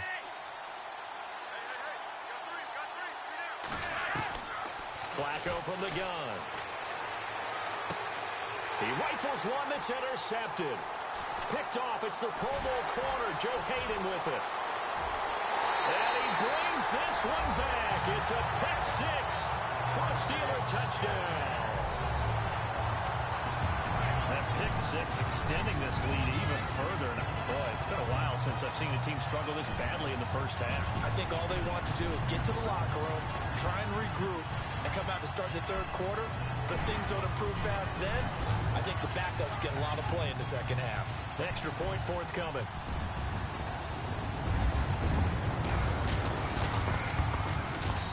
And the route is on here in this first half.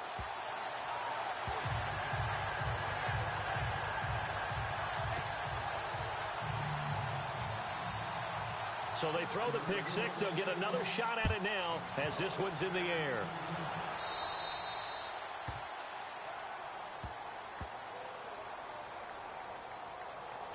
Free kick out of bounds. Kicking team. So they will accept the penalty and move forward.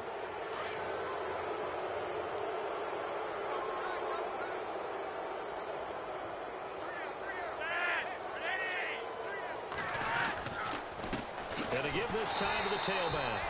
And this play will be blown up. He'll lose yardage back at the 38. That's going to go as a loss of 2, and it'll be second down. We just saw another example of how the defense is winning this game. Really at the point of attack, the offensive line's just getting pushed around. I think now as a play caller, you got to give them a little bit of help. Maybe keep your tight ends a little bit more. Maybe the running backs help you a little bit with the pass blocking. But you've got to help them get some confidence because you can't abandon the play calling right now. The reception good for 7. It's third down. The Ravens on third down. Just 1 conversion in 8 tries. Not good. This will be 3rd and 5. Setting up to throw, Flacco. And he's got his man. That's Macklin. And he's got enough for the first across midfield to the 48.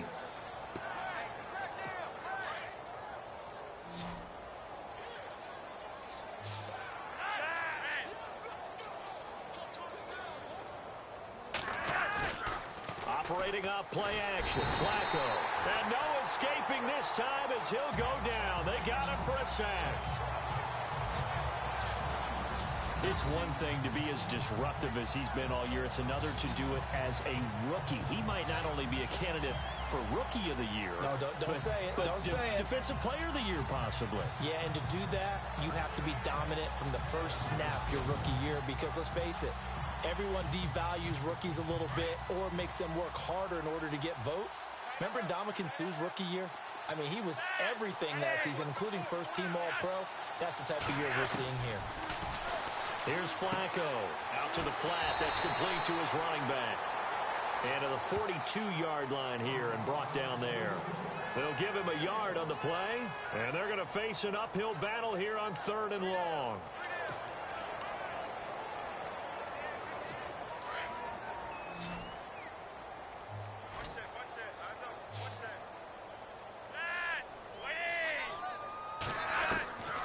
Flacco looks to throw.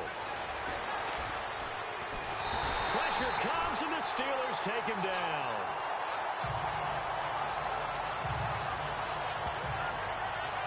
The amount of sacks that they've absorbed in this game is absolutely extraordinary. Let's just face it. This offensive line, flat out, cannot handle this pass rush. It's been demonstrated time and time again.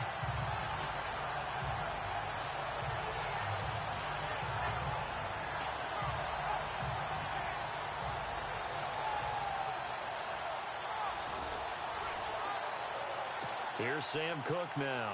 He's been one of their few bright spots so far.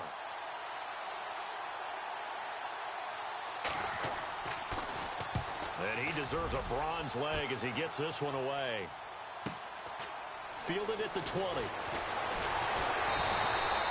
Well, he wasn't too far from breaking that. Officially, give him 15. And the Steelers will go on offense here, 1st and 10.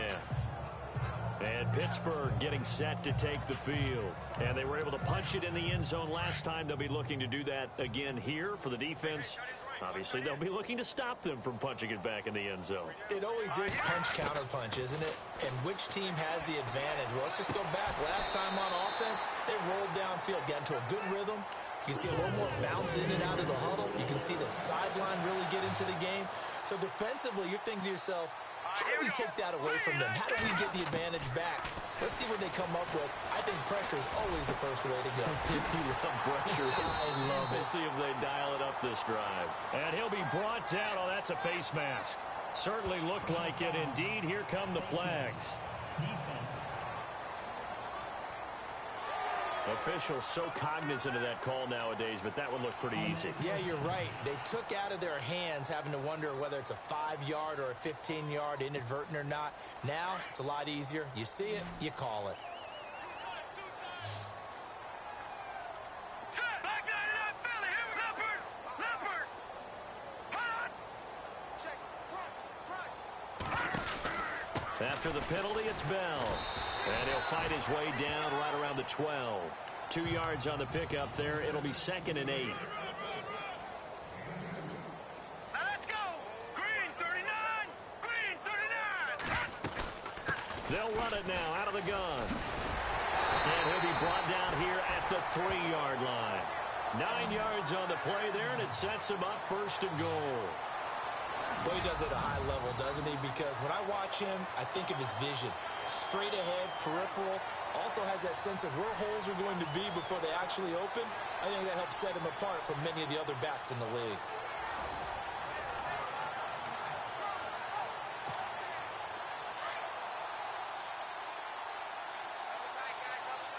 Detroit! Detroit! All right, here we go. 3-19. Back 99 Philly. Here we go. Hurry up, here we go. Now flags will come in. I think this one's going to be on the defense for jumping. Encroachment, defense. So jumping from his free safety spot. That tells you how aggressive they are on defense, doesn't it? They get everyone involved. He was a little too fast on that play.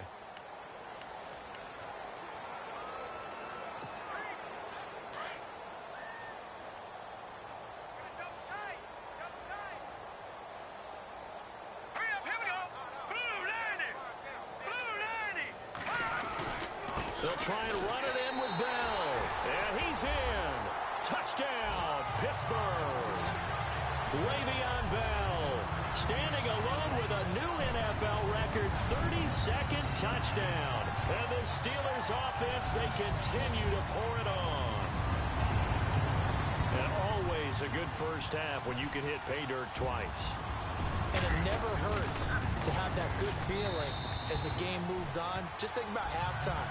If that's all he gets, he'll just sit there at the half and think, all right, 2 already. I can get some more.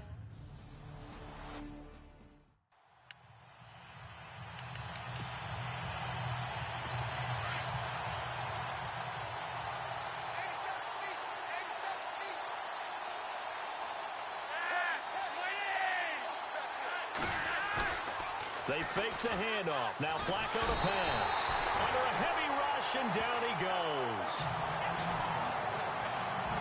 This has been a tough one for this offensive line. It appears almost like they've been on roller skates this entire game, the way they've been pushed around. 6 sacks given up in this one.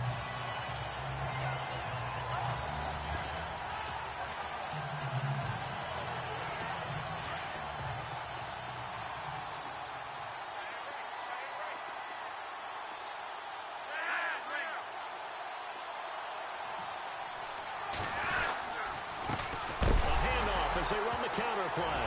Oh, and now West lost the football. It's out, and it's picked up by the Steelers. And he'll be brought down around the 7-yard line. And in this very cold night air, how much harder, Charles, is it to hang on to that football? It's a lot harder, and I know for the most part we think about a ball being slick when there's rain or snow, any type of moisture. But when it's cold and dry like this, it is cold, and it is cold, it's also slick that way because you're not able to really grip it the same way. Your hands are cold, and then the hits seem harder. So, yeah, it's a lot more difficult to hold on to the football, which means you have to emphasize it that much more. Wind chills right now, 12 degrees. Now Bell. Oh, and now he bowls him over. So a nice job to break the 1 tackle, but not much daylight after that as he's brought down. It'll be a pickup of 4, and it brings up 2nd and goal. That didn't just feel like good defense there. That felt like pride, didn't it?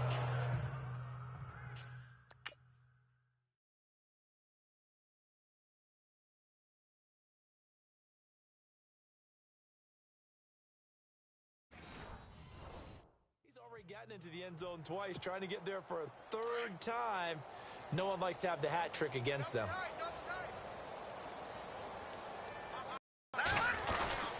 And they'll let the fullback try and take him home.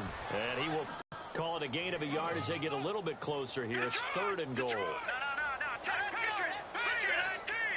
One of the tight ends comes in motion. They'll look to throw on 3rd and goal. Feeling the pressure here and taken down. A sack back at the 7. 3rd and goal, they decided to throw for it, but how about the play defensively? Couldn't find anyone open, left him nowhere to go with the football, had to absorb the sack. And his kick is indeed good, and that will just add 3 more to a lead that's already out of hand. So they recover the fumble but could not take advantage of the short field. They do get 3. And no one ever turns down 3 points going up on the board, but the offense will go to the sidelines wondering what if, while the defense on the other side, they'll celebrate holding them to just a field goal after giving up such bad field position. Well, look at the running back, the man out of the backfield as he gears up to go again. He's had a good chunk of carries. Problem is for very little success. I don't want to put it all on his shoulders, but that's a big reason they're losing right now. Have to be very careful that he doesn't start pointing fingers. Offensive line obviously trying. The defense is doing a nice job against him today. When it's all said and done, it's all about the guy in the mirror. He has to get it done better going forward. See if he can look and do some soul searching now. 23 yards on the play.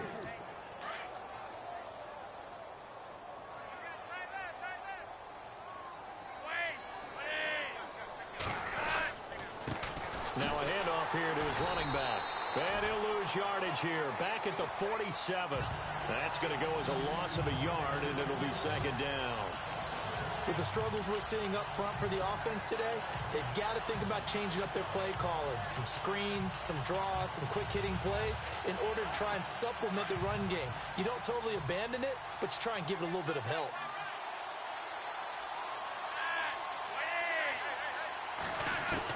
Flacco here on second down. Oh, look over the middle, and he's got Perriman. And he'll be brought down at the 48-yard line. That catch good for 5. It's third down. And that's one of his advantages of a passer, is it not? With his height, setting back there in the pocket, firing it over the middle, he can really see everything clearly. It is, and I know that other quarterbacks get it done different ways, all right? You don't have to be his height to make a great play. But what he does is he takes away having to make those slide steps in the pocket to find angles to throw the ball through. He just throws right over the top of it because he can see everything, and sometimes that saves time and gets the ball to a receiver quicker.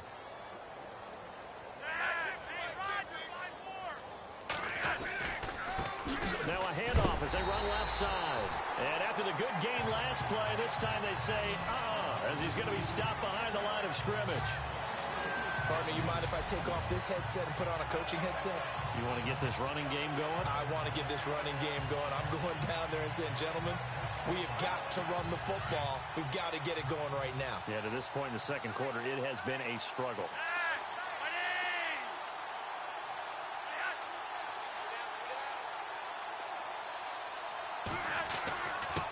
And he'll give it here to his running back.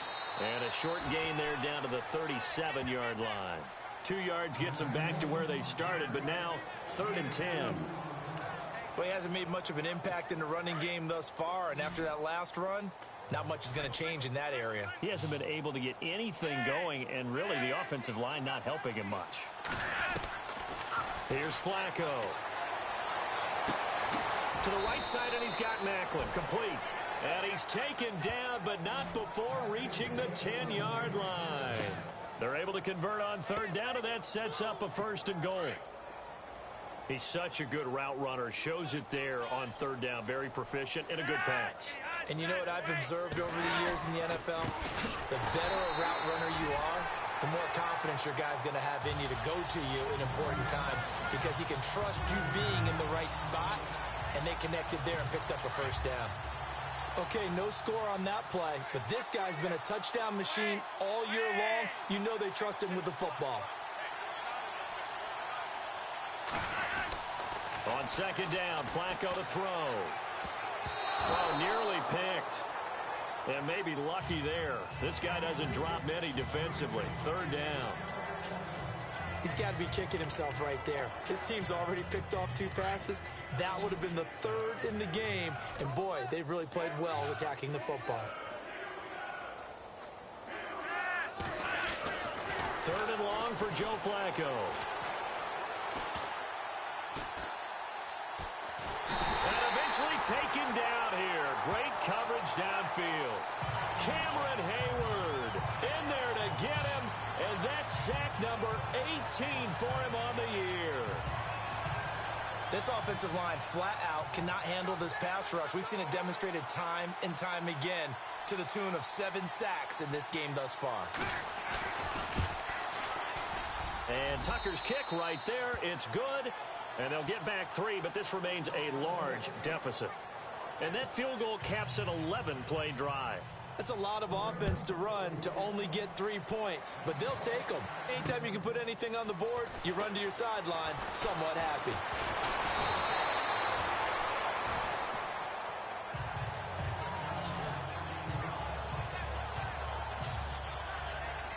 And we put our focus now on Le'Veon Bell. Might he be on his way to a record-setting performance here, Charles? Second quarter and the yardage number already ridiculous. And they always talk about just focusing on the next play. But sometimes it's okay to dream big because I'm focusing on the fourth quarter already. Listen, I don't blame you, though, because we could be witnessing some type of history here, and it's being done by him and, of course, the big guys up front who are creating the holes for him to run through. Yeah, they've all been good so far. It's a Pittsburgh first down, a gain of 13.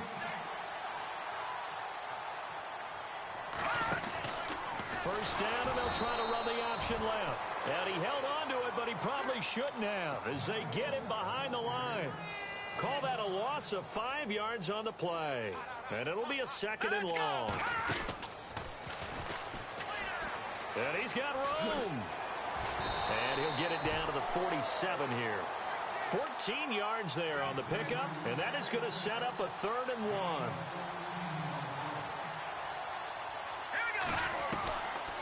He'll look to throw. Goes underneath for Bell. And he'll take it down shy of the 45 at the 46. It'll be a pickup of only a yard, and it'll be 4th down. Here we go. 3-19. Now they'll throw here out of the gun. And he is out of bounds, just a yard or 2 shy of the 30. The Steelers picking up 15 yards there at a first down. And that catch puts him past the great Jerry Rice. For the most receiving yards in a single season, he's now up over 1,848. At one point, we called Jerry Rice Flash. How about the dash we saw here today? The dash towards his record and past it. What a tremendous achievement. And how much fun is it for us to be here to witness it? It's a pinch-me moment for us.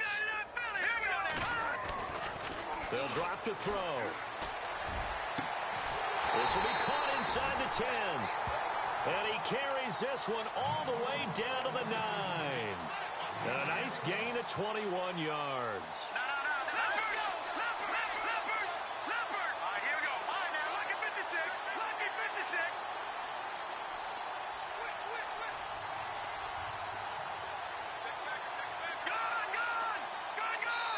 2 minutes to go here in the first half. Back to Heinz Field after this.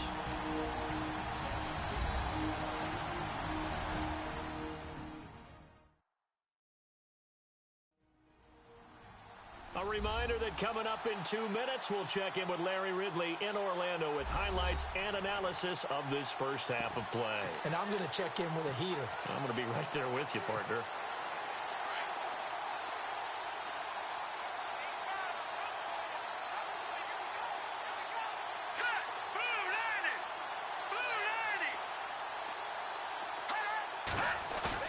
Now a play fake here on first down. Steps away to his left. And he's in for 6 and a Steeler touchdown. Their mobile, agile quarterback. A 9-yard touchdown run. And this Steelers offense is running away with this one. He didn't originally want to run, but he didn't see anything in the passing game, so he scrambled. And wouldn't you know it, he scores a touchdown anyway. It's awfully nice to have a quarterback who can make things happen with his legs. Out is the kickoff unit as they run up and send this one away. This is taken at the 3. And he'll make it across the 20 as his guys will set up shop at the 23-yard line. And now Baltimore gets set to take the field. And they had a long drive last time, but they had to settle for a field goal, and I'm sure that's how it felt to them, settling. They probably should have gotten in the end zone. Yeah, not out-and-out joy, right? Because that's what you get when you put the ball in the end zone. But there are benefits to that type of a long drive. Your defense gets a chance to take a break, adjust a little bit, maybe get themselves ready to get back out on the field and play a little bit better. So they'll take the benefit even though they wanted the 6 points. And maybe wore down the other defense. We'll see.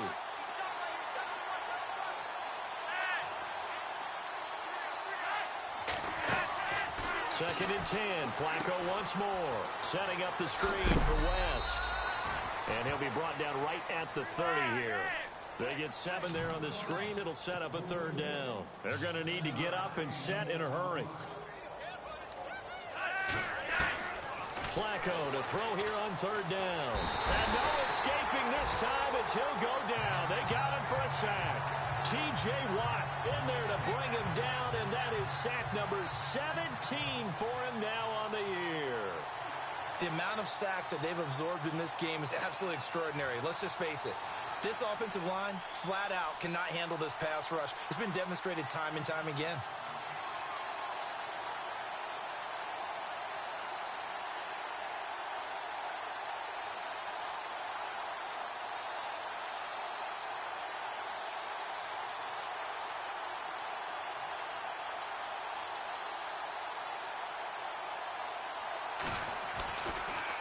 He gets it away, and I think they'll smartly play keep away here from Brown.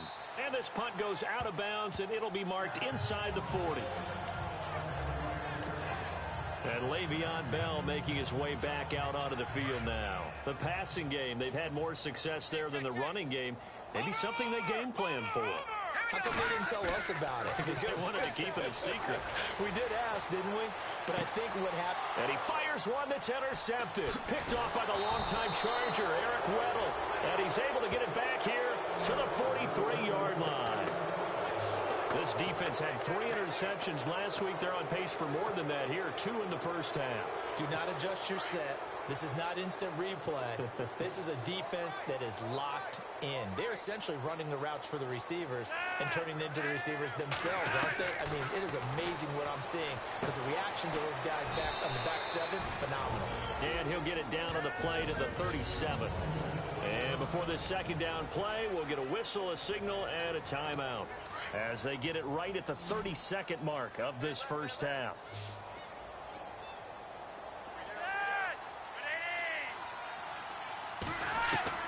Second down, Flacco now. Throwing the out route and complete. That's Watson. The Ravens going to use the second of their timeouts as they'll stop it with 25 seconds to go here in half number 1.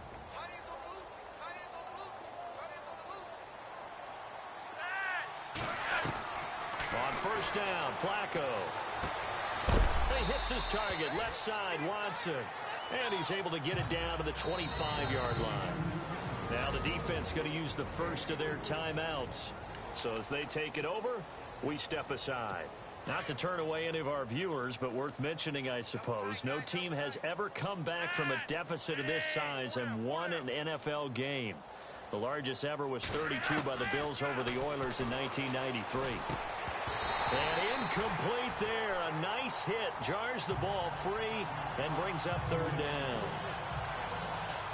That was very well timed there defensively because it's not a bad throw, but the collision came at the exact time he was reaching to bring in the football. Really, really well done. Decent offense, just better defense. I think you're right. That'll be incomplete with 9 seconds now showing on the clock. Right up to that point, I was about to say he's had a pretty good half catching the football, but let's just be honest about it. He should have caught that one. And he knows that. That was one right in his breadbasket and one he normally catches.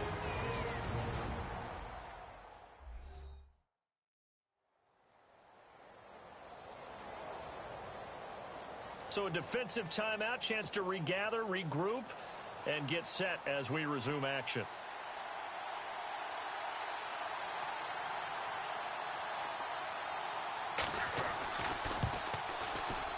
And Tucker's kick right there. It's good. And they'll get back 3, but this remains a large deficit. So that one is his third of the game. Now, if you're wondering, that's only halfway to his career high, as he once had 6 field goals. Brandon, 6? Let's hope we don't get that again, please. Can we see a few touchdowns here and there? That'd be nice. This one fielded at the 5. And he'll take it up past the 25 to the 26-yard line. And with just 1 second remaining in the first half, they'll call the timeout.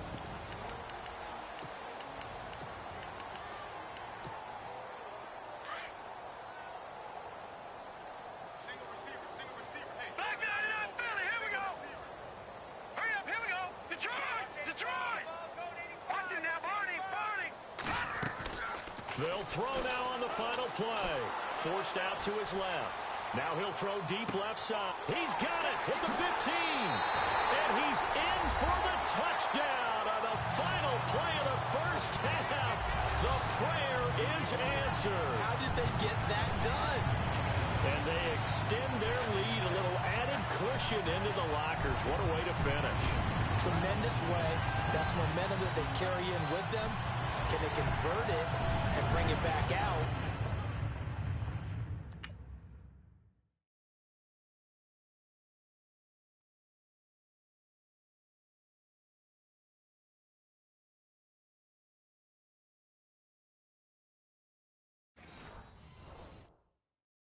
To start the third quarter. A try here for the extra point.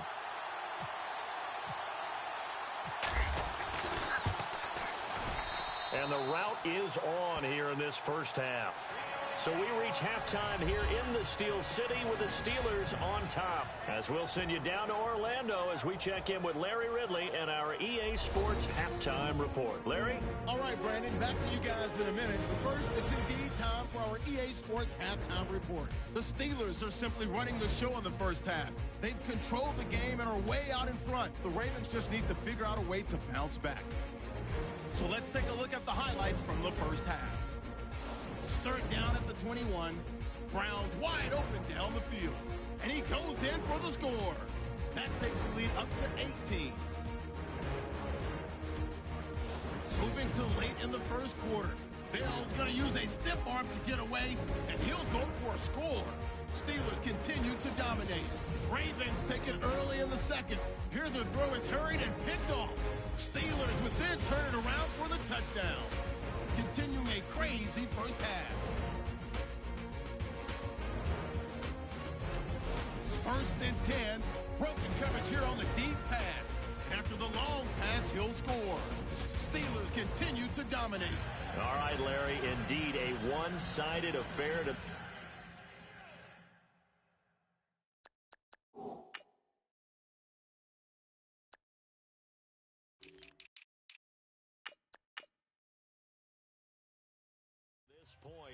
as we get set for half 2. And how about this right out of the locker room? An onside kick attempt. And this one recovered by the hands team for the Ravens. And a big hit at the end of that one.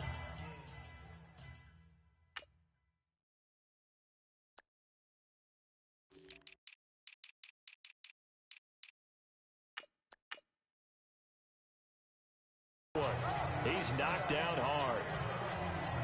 Out come the Ravens now. They'll go on offense first here in this third quarter. They have the ball here for the inaugural drive of the second half. Pretty big deficit, though. We'll see what adjustments were made in that locker room. And I never want to make something more important than it actually is, right? I don't want to create more hype than what is there. This is I'm doing it though. This is a really important drive. And we often talk about teams scripting plays to start a game. A lot of them script to start the second half too. And they're scripting something that they expect to get them into the end zone and back into this game. We'll see if that script is a good one for them. Flacco. Over the middle here to Donnell. 4 yards on the completion, and it sets up a third down. Well, the strategy was evident there. Get it to your tight end and make it a one-on-one play with a cornerback. Who's usually going to win that one? The tight end, but not there. Not in this situation. How about the corner defeating that logic and making a really nice tackle? Now it's Flacco. He's got his man. That's Wallace. And all the way in for a Ravens Ravens touchdown. Mike Wallace, his third touchdown now on the year. And the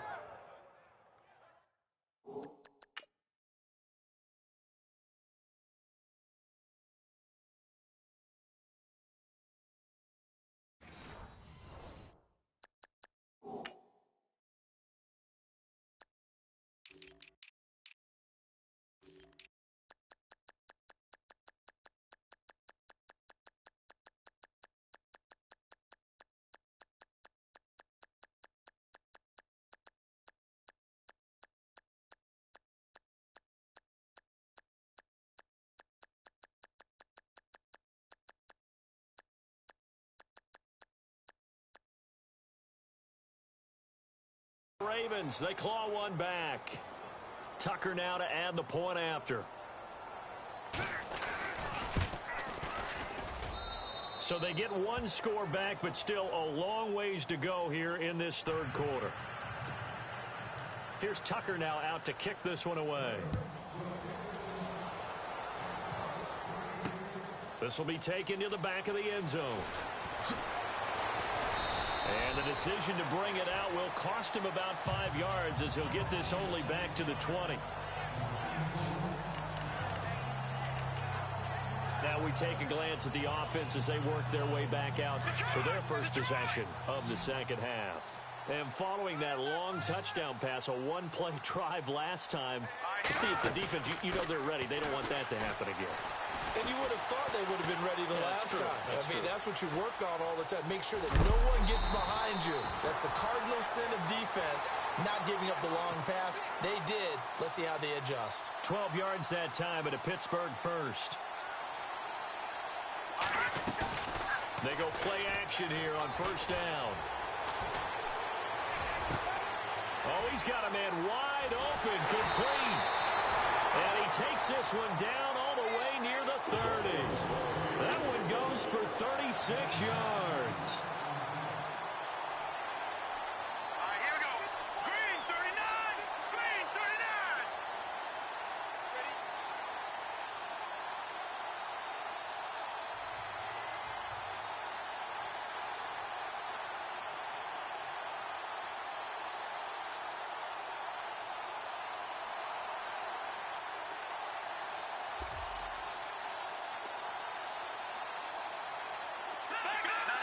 They'll need to get the play off quickly. On first down, he'll drop to throw. A screen to Bell. Powers through him. And inside the 20 before he's brought down. Another nice gain, 13 yards that time, and another first down. Bell is so good at that. He just catches so many passes near the line of scrimmage. In fact, the unique stat line for him last year, he had more yards after the catch than total receiving yards from the line of scrimmage on the season. That doesn't even sound real, but when you analyze his game, you understand why a stat like that can occur. His ability to catch the ball, be elusive, and also strong enough to break tackles, that allows him to gain all that extra yardage. So the pass incomplete.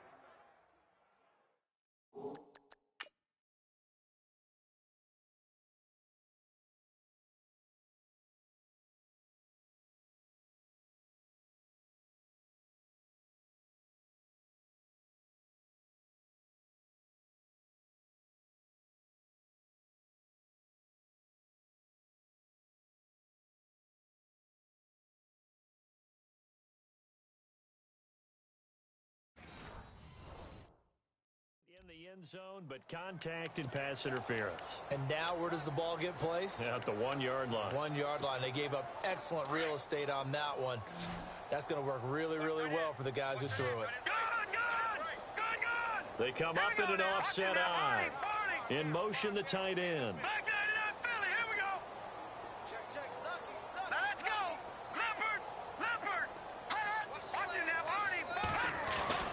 They're going to look to throw. And incomplete. Probably should have had that one, but with the game he's having tonight, maybe they'll let it go. Down this close to the goal line, first down. Surprised that wasn't a run? I am, and you know I'm old school. I want to run the ball on first down in this situation because second down, that gives me that option of running play action and maybe throwing it. He'll drop to throw. And that one is incomplete. He just dropped it. But they're up big on the scoreboard, so maybe he can chuckle about later. All right, Captain. It's batten down the hatches time defensively. Dodged 2 pass attempts to the end zone. Now what do you think they're going to try and dial up on 3rd and goal? Well, knowing them and knowing what we just seen, I think they're throwing it again, don't you? I think you have to. I think in this situation, you kind of run out of your running plays, fire another one into the end zone. Being chased out left. Touchdown, Steelers! They're up on the scoreboard right now. Well, someone's all about winning, aren't they? Because he's not worried about the number. Sure, it's great, Captain. The kickoff team on the field now as they will send this one away. This fielded at the 2. And nice work on the return as they'll start their drive past the 30-yard line. And now Baltimore gets set to take the field. I guess they have to feel a little gratified to at least get on the board last time, but still work to do. No doubt about it. I wonder now if they're going to try to increase the urgency a little bit, maybe pump up the pace, maybe go 2-minute. Who knows? Let's see what they decide to do. It's a loss of 2 there, bringing up 2nd down.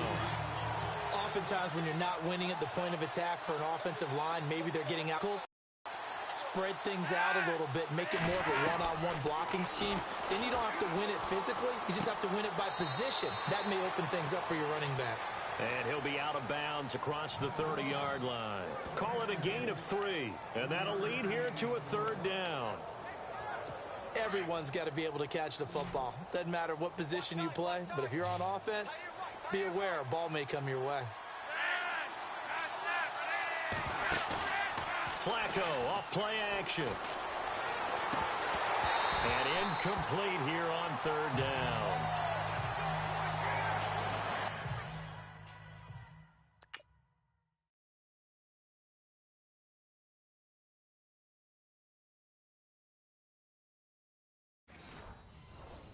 I wonder, Brandon, I just wonder, you think maybe he was worried about where he was on the field? Was he far enough? Was he close enough to the first down sticks? Absolutely. He was right there by him, and I think he was thinking first down before he caught that football. Yeah, got to catch it first, because if you don't catch it, there's no chance of picking up a first down.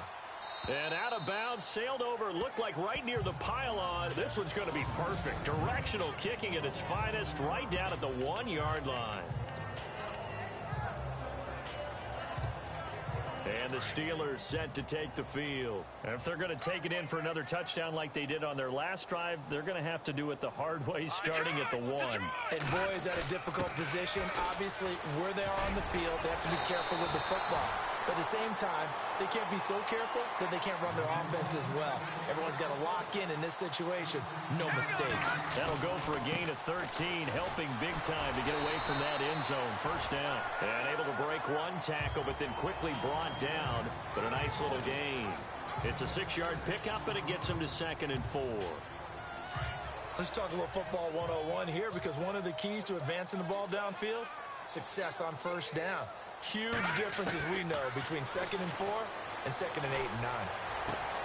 Man open left side is Brown. Give him 30 yards there. And they're going to speed things up here.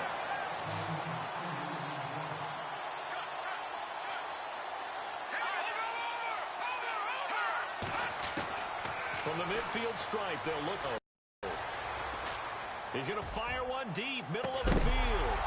He couldn't quite hold it. Got hit. Ball pops out. Incomplete. Well, partner, I think the defensive fellas got the memo, and they decided to cover him on that play. Yeah, he's already up over 100 yards in this game. They tried a deep shot, couldn't get it. Yeah, when you've had that much success, finally someone said, let's try and put a stop to it and put people on him. And no pitch there and no chance either as he's brought down behind the line of scrimmage. On 3rd, here's an option play right. He may try and run for this. He'll get a couple of yards on the keeper, but it's going to lead to a 4th down. Typically on the read option play, when we talk about responsibilities, we're talking about what the quarterback has to go through. How about the inside linebacker, though? His job on this play, shadow the quarterback and hold him to a short gain. Did it to perfection.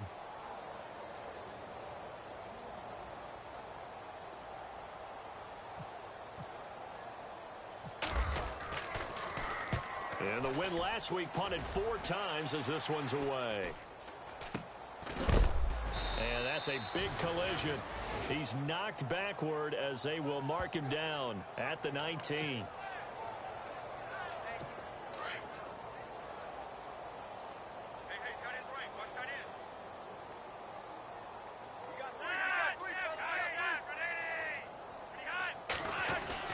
Throwing here on first down. Flacco finds his man. Watson over the middle. 5 yards on the catch there. Brings up second down. When you execute a drag or a crossing route really well and give them a chance to let it develop a little bit, you can gain some significant yardage hitting your tight end on that one. They'll run it now out of the gun. And he'll get this one up to the 26. Just a couple on the pickup there, and now it's third down. Well, they're hoping that the second half is better for him than the first half. They've got to find a way to get him going. He's a big part of their offense.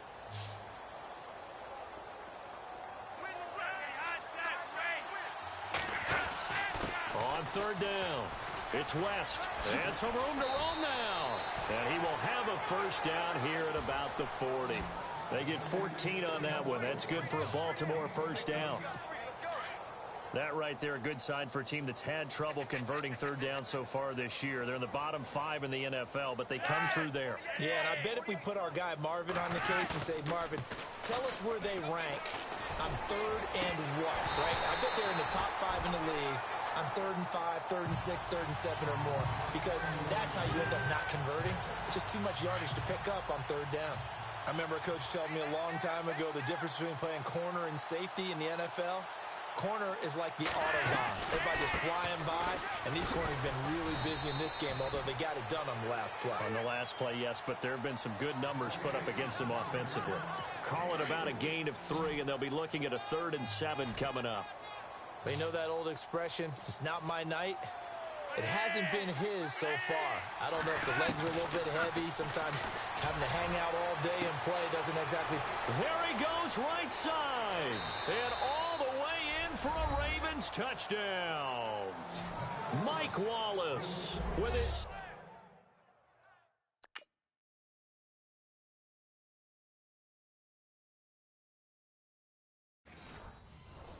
second touchdown of the game, 4th of the year. And the Ravens are able to make things a bit more respectable.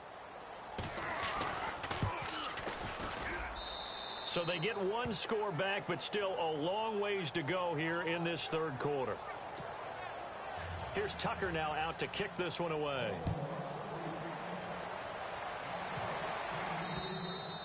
And they will not get a chance to return this one as it's through the end zone for a touchback. Pittsburgh's offense now heading back out onto the field. They've got the lead. Last time had to punt it, though. What's the key to this drive? I think it's leverage. Big guys up front. You know the motivational speech on the sideline is, guys, give us an opportunity. Protect the passer, create space for our runners, and let's go ahead and give these guys. Low man wins. Let's go do it on this drive. We'll watch that leverage on this drive. He's going to flip that out to the flat. It's complete. And a big collision there as he winds up flat on his back. It's a Pittsburgh first down, a gain of 13.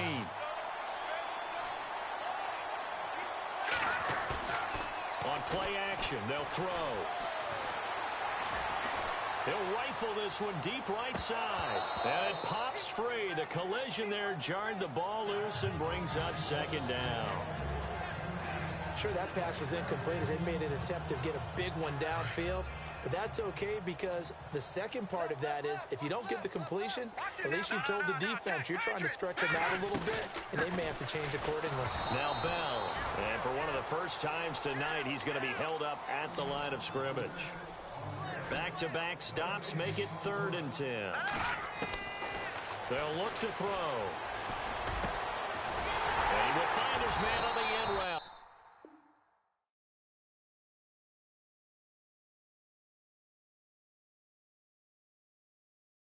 Complete. And now it looks like they're going to be in the hurry-up.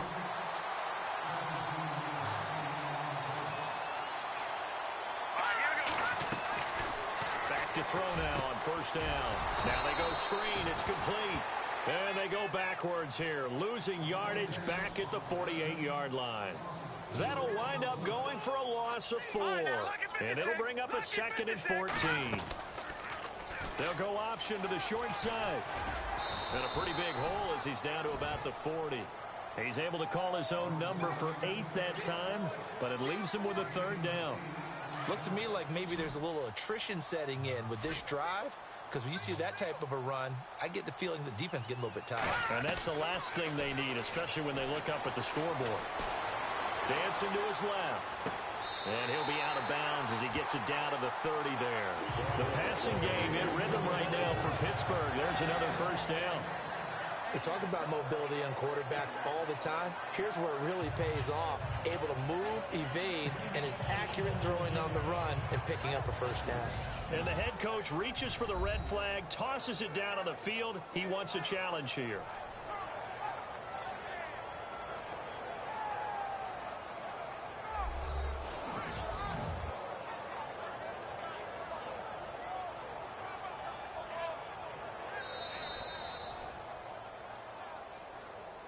After review of the play, the ruling on the field stands.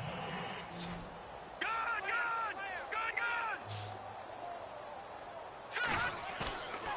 Now on 1st down, he'll drop to throw it. He couldn't quite hold it. Got hit. Ball pops out, incomplete. It's a lot of contact going on there, and in the end, unable to keep 2 hands on the football and bring it into his body. Everything looked pretty good until the finish.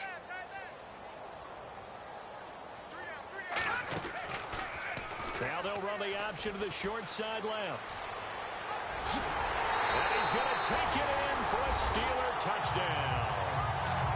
It's their quarterback, 30 yards. And the Steelers offense, they continue to pour it on. He keeps carrying the ball into the end zone, and in this one, he's sort of carrying the team on his back. He's the reason that they lead right now. No question about it. And you talk about on his back, he's not minding the extra weight at all, is he? Carrying that just as lightly as he does the football. Yeah, what a great performance so far. Those 3 touchdowns, it's got him in the lead. And the lead grows even larger here in the 3rd quarter.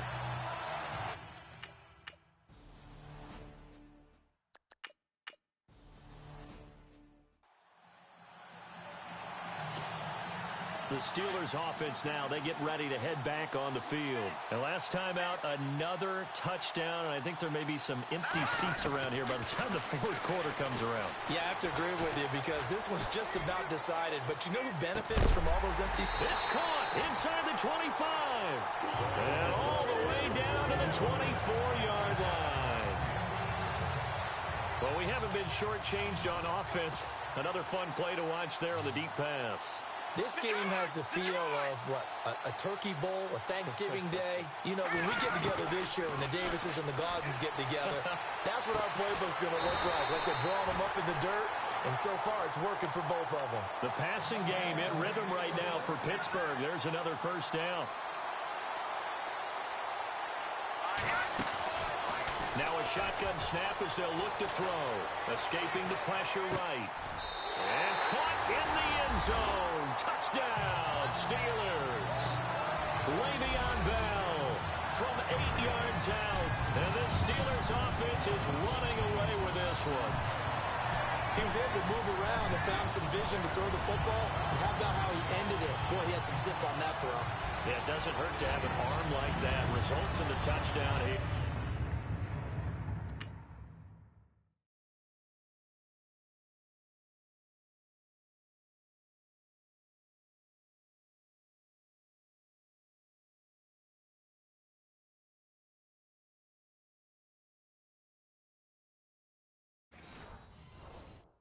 Great play offensively. No going for 2. They'll kick the point after. Ben to throw again.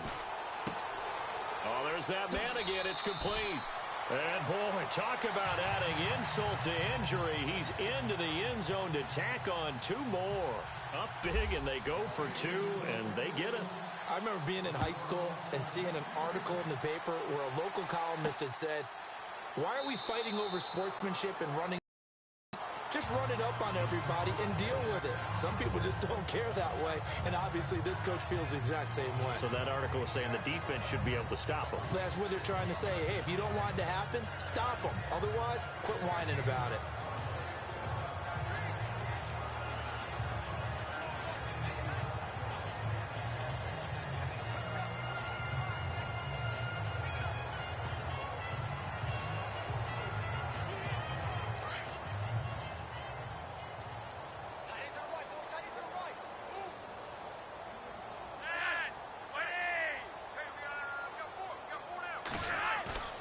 First and 10 here for Flacco. Now a hit, and Flacco drops the football. It's loose.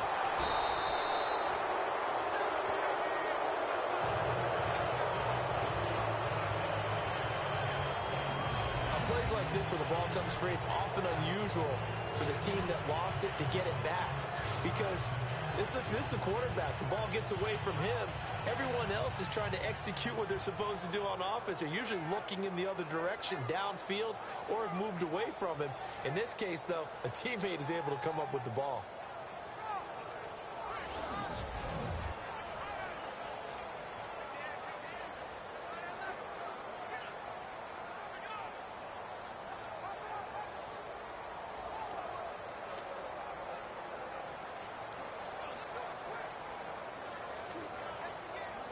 The fumble, but they're able to maintain possession. Now it's second down.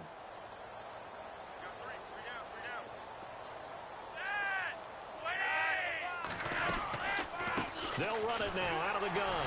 And he's going to be taken down right at about the 15-yard line. They get 2 yards back, but they're going to need a lot more than that here on third down. The way things have gone in this one, the running game's been something of an afterthought, and that's not been too bad for them, has it? Yeah, the offensive returns have been good, but I guess we figured he in the ground game would be a bit more involved.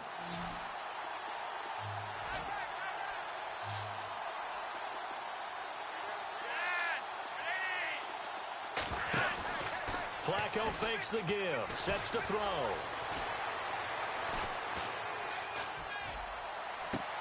And he's got his man. That's Macklin. And he will finally be taken down, but not before he reaches the 38.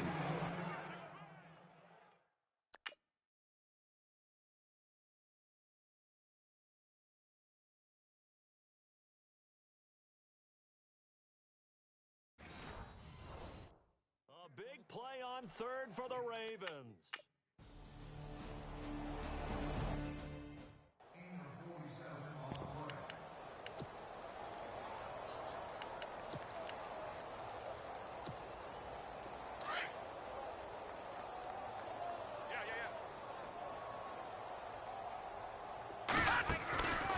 They'll run it now out of the gun. And he's going to be stopped up at about the 47-yard line. Give him a couple on the carry there. 2nd and 8. Second down. Here's an option right. Spins by. And he's brought down. 12 yards that time at a Pittsburgh first. They're going to hurry back to the line now.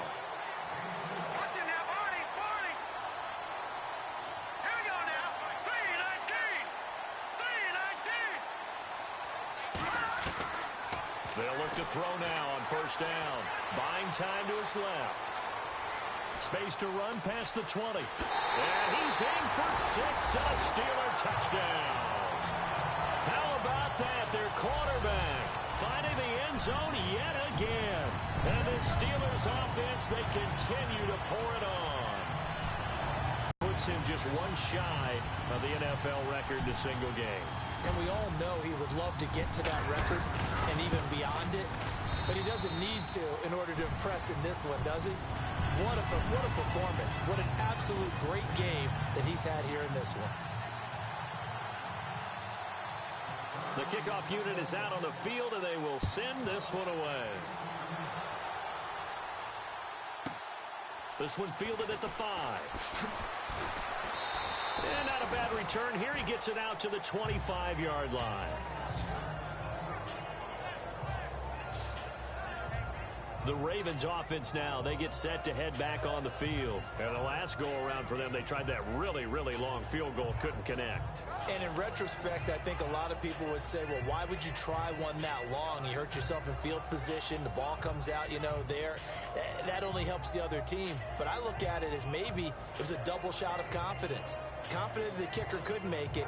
And even if he missed, confident in their defense that they could hold him.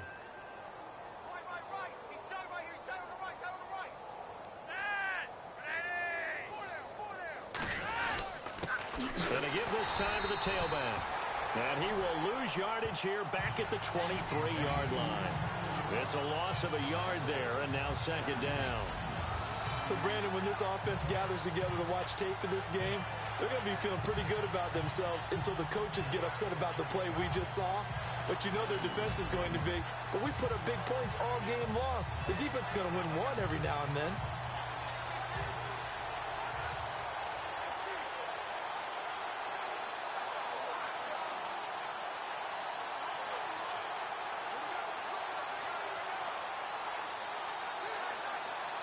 A little bit of ground to make up for the offense as they face a 2nd and 11.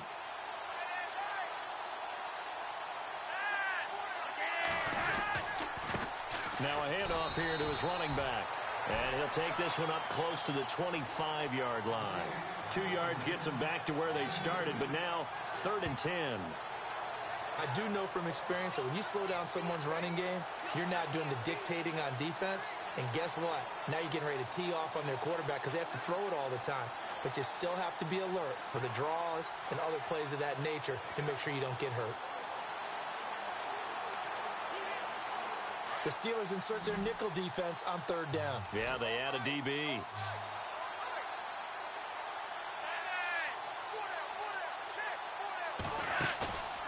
Operating off play action. Flacco. He's going to float this one deep right side. So they took a shot there on 3rd down. Couldn't get it. Now it's 4th. I guess they figure with a guy who is that hot downfield, who knows how to get the ball into the end zone, you throw it up and give him every opportunity, even though that one fell incomplete. Yeah, he's already been in the end zone multiple times. Tried to target him again deep there, but unsuccessful.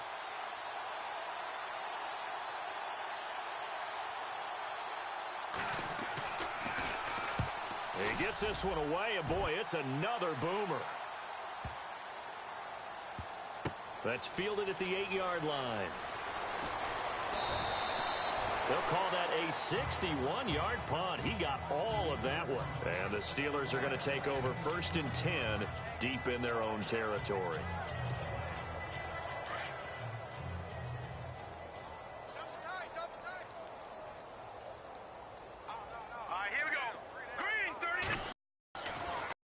Throwing here on 1st down. He'll rifle this one deep right side.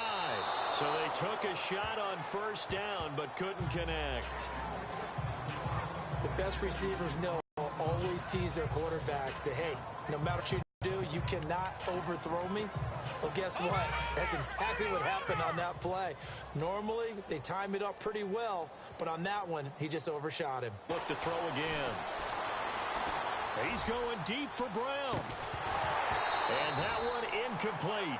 They try to sneak in a deep ball with the clock running down, but to no avail as time will expire on this 3rd quarter of play. 1 quarter remains here on a Sunday night. We'll return with more after this break. You're watching the NFL on EA Sports. Back now in Pittsburgh. And this is a blowout so far as we get set for the 4th quarter. This is 3rd and 10. No, check, Patriots. He'll look to throw. He's going deep for Brown. That's incomplete, but there is a flag down, so hang on. A big call coming on 3rd down. Pass interference. Defense. Well, Antonio Brown can wreak havoc in so many ways. Here he's able to cause a PI penalty. He runs the defensive backs with such speed and power. I think it creates on their end, and a lot of times they just reach out and grab him, and that's the result there, a pass interference call. They'll look to throw here on 1st down. sling this deep downfield. And it drops down incomplete. Thought he might have had it. Instead, second down. Fair to say the secondary play, whichever side you're on, hasn't really been a glowing exhibition so far, but a nice job there to prevent a long completion. I agree with you, but at some point, someone had to make a play and try and stop this exhibition of almost speed racing that we've been watching, huh? Yeah, it has been quarterback and receiver dominated. There they went for a big play through the air on second down, couldn't connect. Now it's third. But the obvious goal, touchdown, but at the least, adding to a pretty big yardage total for his intended receiver there, huh? Yeah, well, when you got a guy over 150 yards, keep chucking it deep to him, I guess. Yeah, no doubt about it. You can get it to him short, and he can make plays that way, but I like what you just said. Throw it to him deep and get it in a big chunk. But incomplete on that try. And a shot taken on third down, unsuccessful. Fourth down now. And you just know when that play call came in, their eyes lit up, because anytime you get a chance to take a big shot downfield, that's a lot of fun, and they missed an opportunity.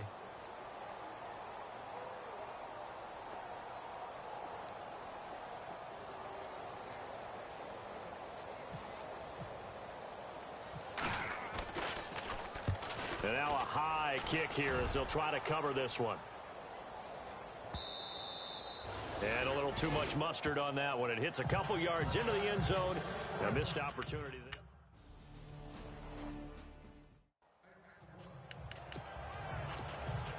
there. And Pittsburgh getting set to take the field. And this game comfortably in hand. The scoreboard speaks for itself, but you still got your starting quarterback out there. When do you go to the backup, let him get some time?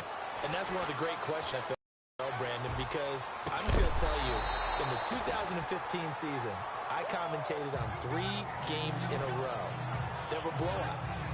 And in none of them did the starting quarterback ever come out of the game for the team that had a big lead. And in each instance, I asked the coaches later on, why didn't you do that? And they all looked at me and said, just don't really do that in the NFL. You know, these guys play, and we just play them all the way through. Now, in certain situations, they will take them out, but for the most part, they're not as worried and concerned about getting them out of the game. That's always puzzled me a little bit. Wide open receiver complete. And he's got daylight. It's a foot race. And he's in. Touchdown, Steelers. A big play there. Touchdown number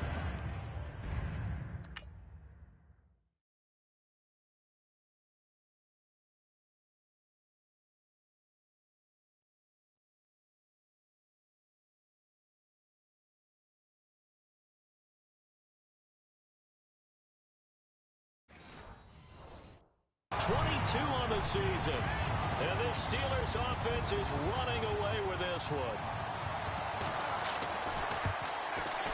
And he pushed it right. It's no good.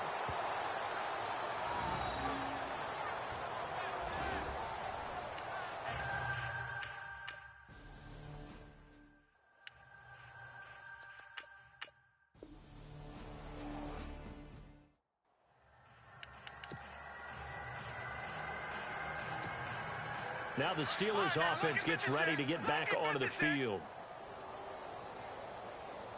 All right, here we go. Blue landing. Hot blue landing. Hot. They'll run it now out of the gun. A good cover defensively as they get to him just beyond the 45 after the juke. It's a 6-yard gain on the ground, and that'll make it 2nd and 4. Out of the gun, they'll look to throw. Eluding the pressure right. And that one is incomplete. He just dropped it. But they're up big on the scoreboard, so maybe he can chuckle about later. The positioning here is key. As a defensive back, you're taught 99% of the time, make a play on the football. But in this case, making a play on the man was all the difference. That's what forced the incompletion. No. Check. Patriot. Out of the gun now on 3rd down. Flush to his right. And he can't find a receiver, and he's brought down. Tyus Bowser in there to get him, and that's sack number 6 for him on the year. You know, on these types of plays, we're always looking to assess blame. Okay, where did it break down? Sometimes it's just a great play. And on 4th down, on is the punt team sending this one away. Yeah, that is much too long. That's into the end zone for a touchback.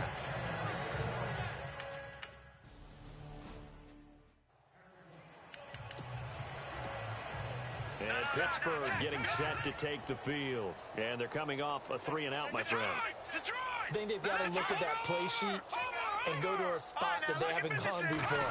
Time to shake things up a little bit to try and get this offense moving. Okay, so how do you do that? How do you shake things up? You look at what you've called before, realize it hasn't worked Go to so something well, else. and maybe you try and find one of those special plays from one of your better players, and maybe try and hit something big and get things going in the excitement area. One of the toughest things about playing defensive back is pattern reading, trying to figure out what they're doing. And on that one, they had to fly, just sending a guy downfield with the in route accompanying it. What people call a dagger route, trying to hit the guy underneath after the clear out. In this case, though, they're not able to get it done. Yeah, they said forget the underneath route. They went for the guy on the fly, but as you said, incomplete. I know our vantage point might be a little bit better way up here, but that looked like an ill-advised throw to me. I didn't see anything open, and this play just didn't look right from the beginning. It did not. I thought he might get outside and just chuck it away. Dangerous pass, incomplete. And he couldn't hang on to it through the contact. Incomplete. I don't know. He had to be pretty quick with his fingers to start and stop after the ball hit the ground. I'm giving him some credit. Well, I'm thinking about the mental focus, you know? Yeah. The mental focus of the whole that's thing. true. Got to stay with it. That's true. And he gets it away. A directional kick going toward the sideline. And it's out of bounds. Now we'll see what the side judge says. He says out at the 8-yard line.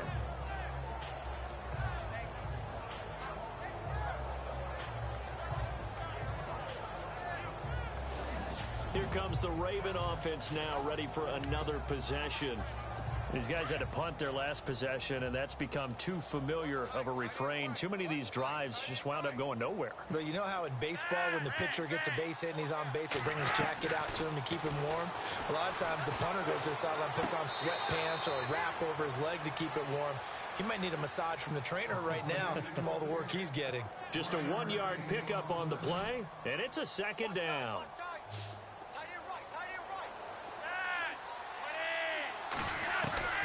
On 2nd down, Flacco to throw. Got his man complete over the middle. It's Watson. And now a fumble. The ball's out. And it looks like Steeler football. It is. All right, you've had to put up with me in this booth. I'm going to try and be simple this time and succinct. It simply has not been their night. No, I think that fumble's kind of indicative of how this whole evening's gone, isn't it?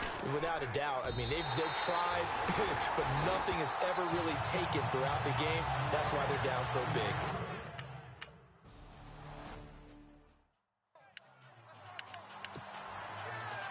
And the Ravens taking the field. And the turnover last time, that's sort of been symptomatic of their struggles here in this one.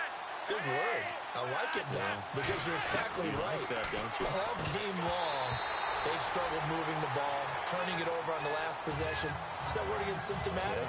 Yeah. I like that. Your analysis, symptomatic of the success of this broadcast. What I like is that you gave me the word, and I just kept using it.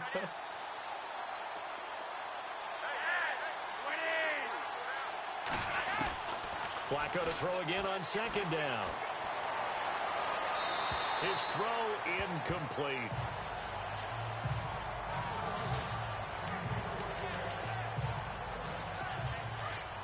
Looks like the defense in press coverage here.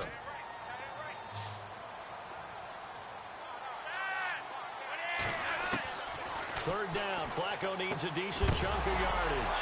And he fumbled it. It's on the ground.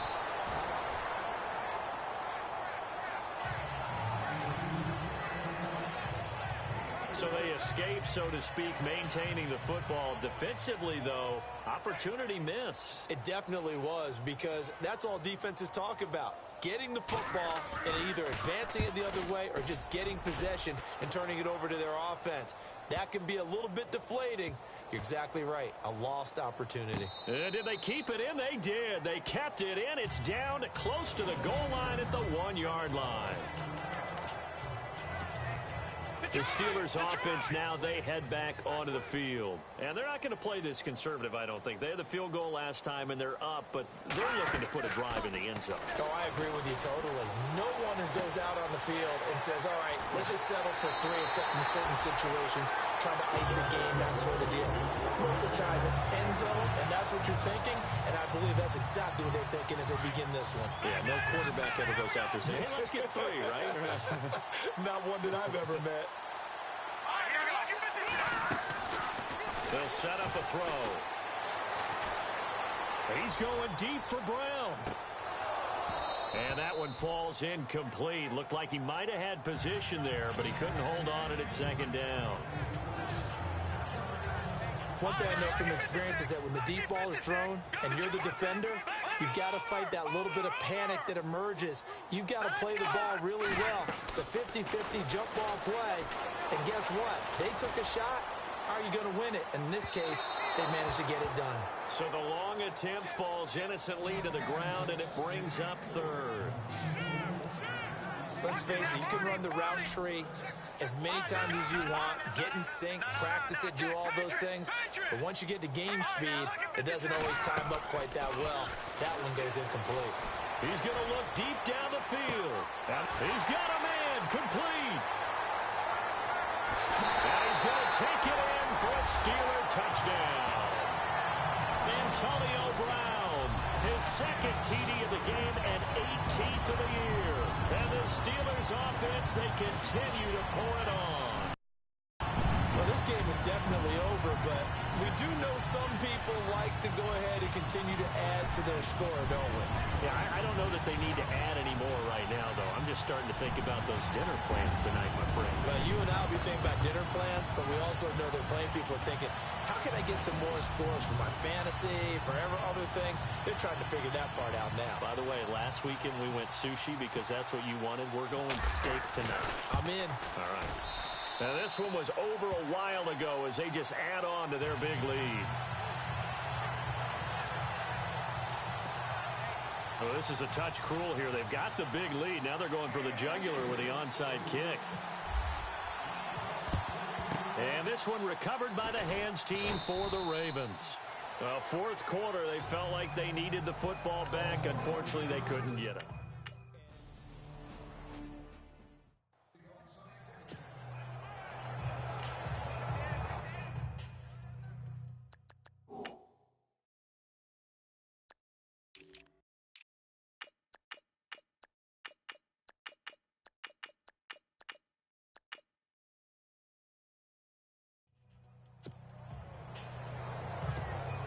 And now out come the Steelers. And Charles, in a very one-sided affair, I think we reached the point in the broadcast where you and I, we may have some filling to do, right?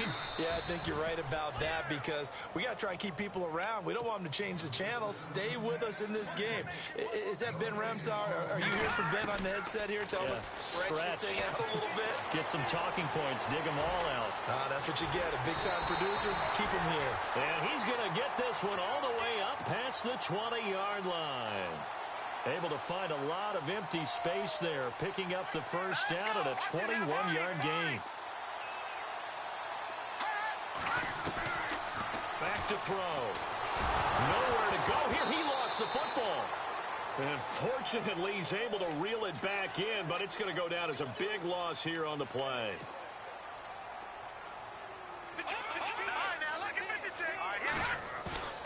Here's a play fake as they set up to throw. He's going to fire one deep over the middle. And the hit jarred loose. It's incomplete. Basically, you're not going to outwork two guys very often. Double coverage. I thought he was going to go somewhere else for the football. I get it. That's a stud wide receiver. You want to try to get him the football. Yeah, sometimes you rely on him a bit too much. You forget the other options that are out there. Off the play fake, he'll look to throw. Steps away to his left. Now he's going to let it go deep left. And that's caught inside the 35. And all the way down to the 29. A big play on third there for the Steelers. 61 yards.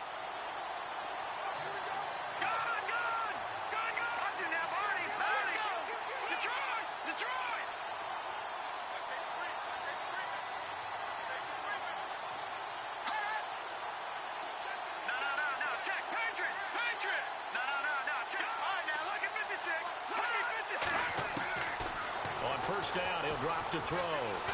Going for it all. And oh, it'll be intercepted. Picked off by the longtime Charger, Eric Weddle. And that gives him now 3 interceptions.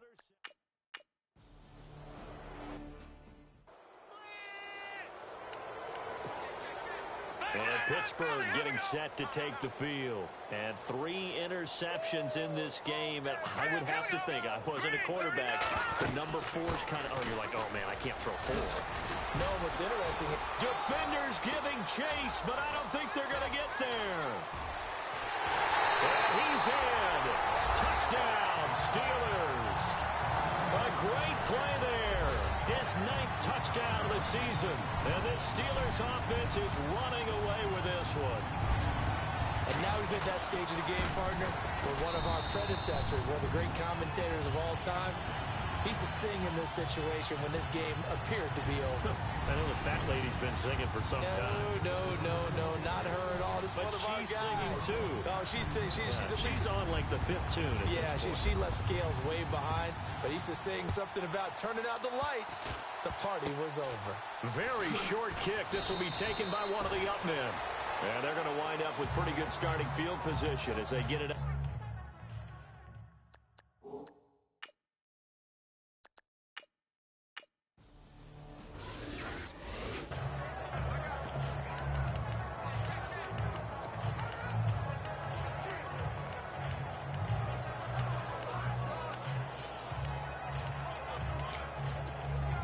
And Pittsburgh getting set to take the field.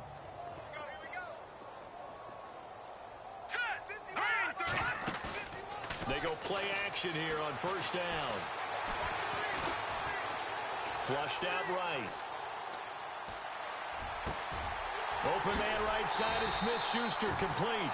And they're going to get this one all the way out across the 45. A really good pickup of 28 yards. They're going to look to throw. He's going to let this one go deep. Fight it. Got a man. It's caught inside the 10. It's a big play there for the Steelers. 48 yards.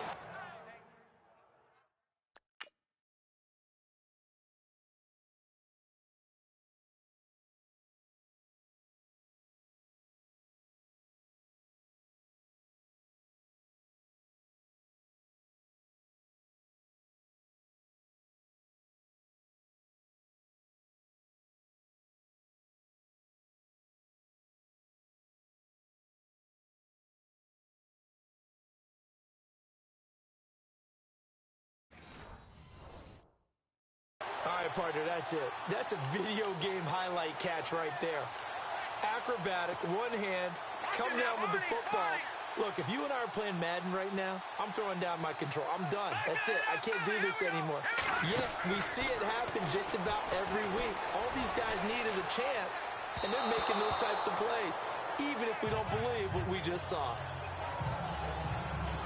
Had an open man that time, but ended up putting a little too much heat on it, don't you think, partner? Absolutely. Just needed a touch more air under it. Instead, he fired an absolute bullet. And his kick is good. And they're well on their way now as the lead grows even larger. So put 3 on the board, but from inside the 5. And I know we use this phrase a lot, but that's a big-time win for the defense. It sure is. You got the short field behind you, so you can afford to turn up the pressure. And that was a nice sequence there to keep them out of the end zone. The risk-reward.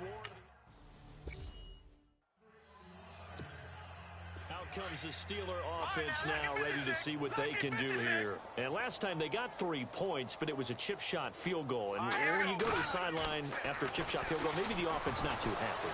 It's a balancing act, isn't it? Because and they are going to score again. Yet another touchdown as they just add to their totals. Not only the completion, but that pass also gives him the record for most. new record, and we were here to witness it. And he's got his favorite target yet again. It's complete. And they are 3 for 3 on 2-point conversions as he is into the end zone for the score. And this one recovered by the hands team for the Ravens. And that's why you have your hands team out there on the field. Those are the best guys ready to make that play.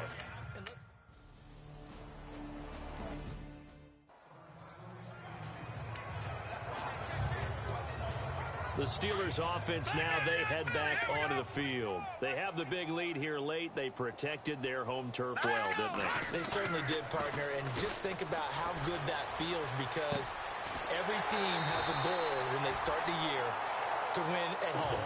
All right? And sometimes you don't win all of them, but they managed to get that done today. Just think about your routine stays the same.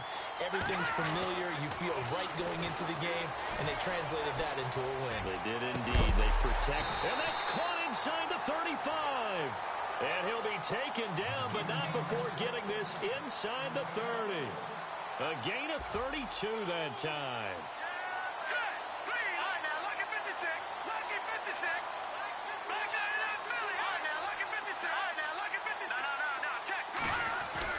That one looks like he'll throw here.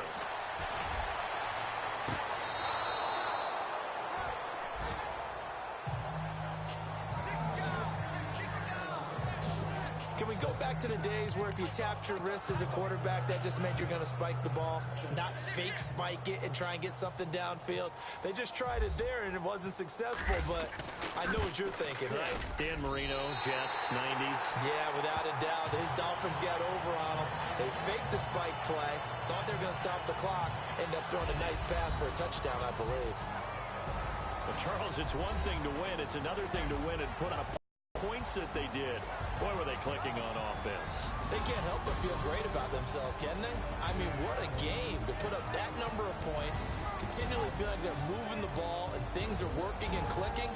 They think that they can bottle this and carry it with them. And as an offensive coordinator, you just don't think you can do anything wrong. Whatever you call, run, pass, it's all going to work. That's called being in the zone. So for Pittsburgh, the streak lives as they move to 13-0 now on the year. And they'll get another home date next week as the Patriots will come to town. Meanwhile, for Baltimore, any slim hopes they had at a playoff berth gone now as they drop to 4-9. And they'll try to get back on the beam next week as they'll head to Cleveland to take on the Browns. So that'll do it for us. For Charles Davis and all our crew, I'm Brandon Gaudin. You've been watching the NFL on EA Sports. The Steelers are winners as we say so long from Heinz Field.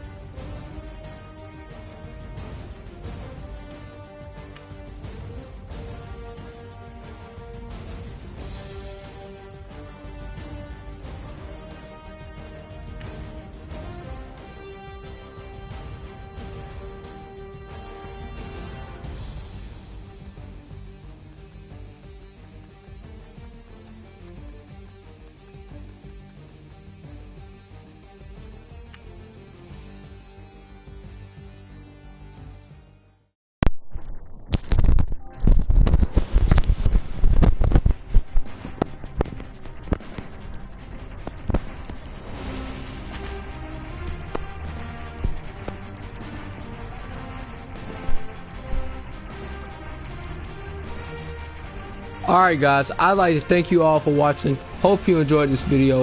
Remember to like, comment, and subscribe.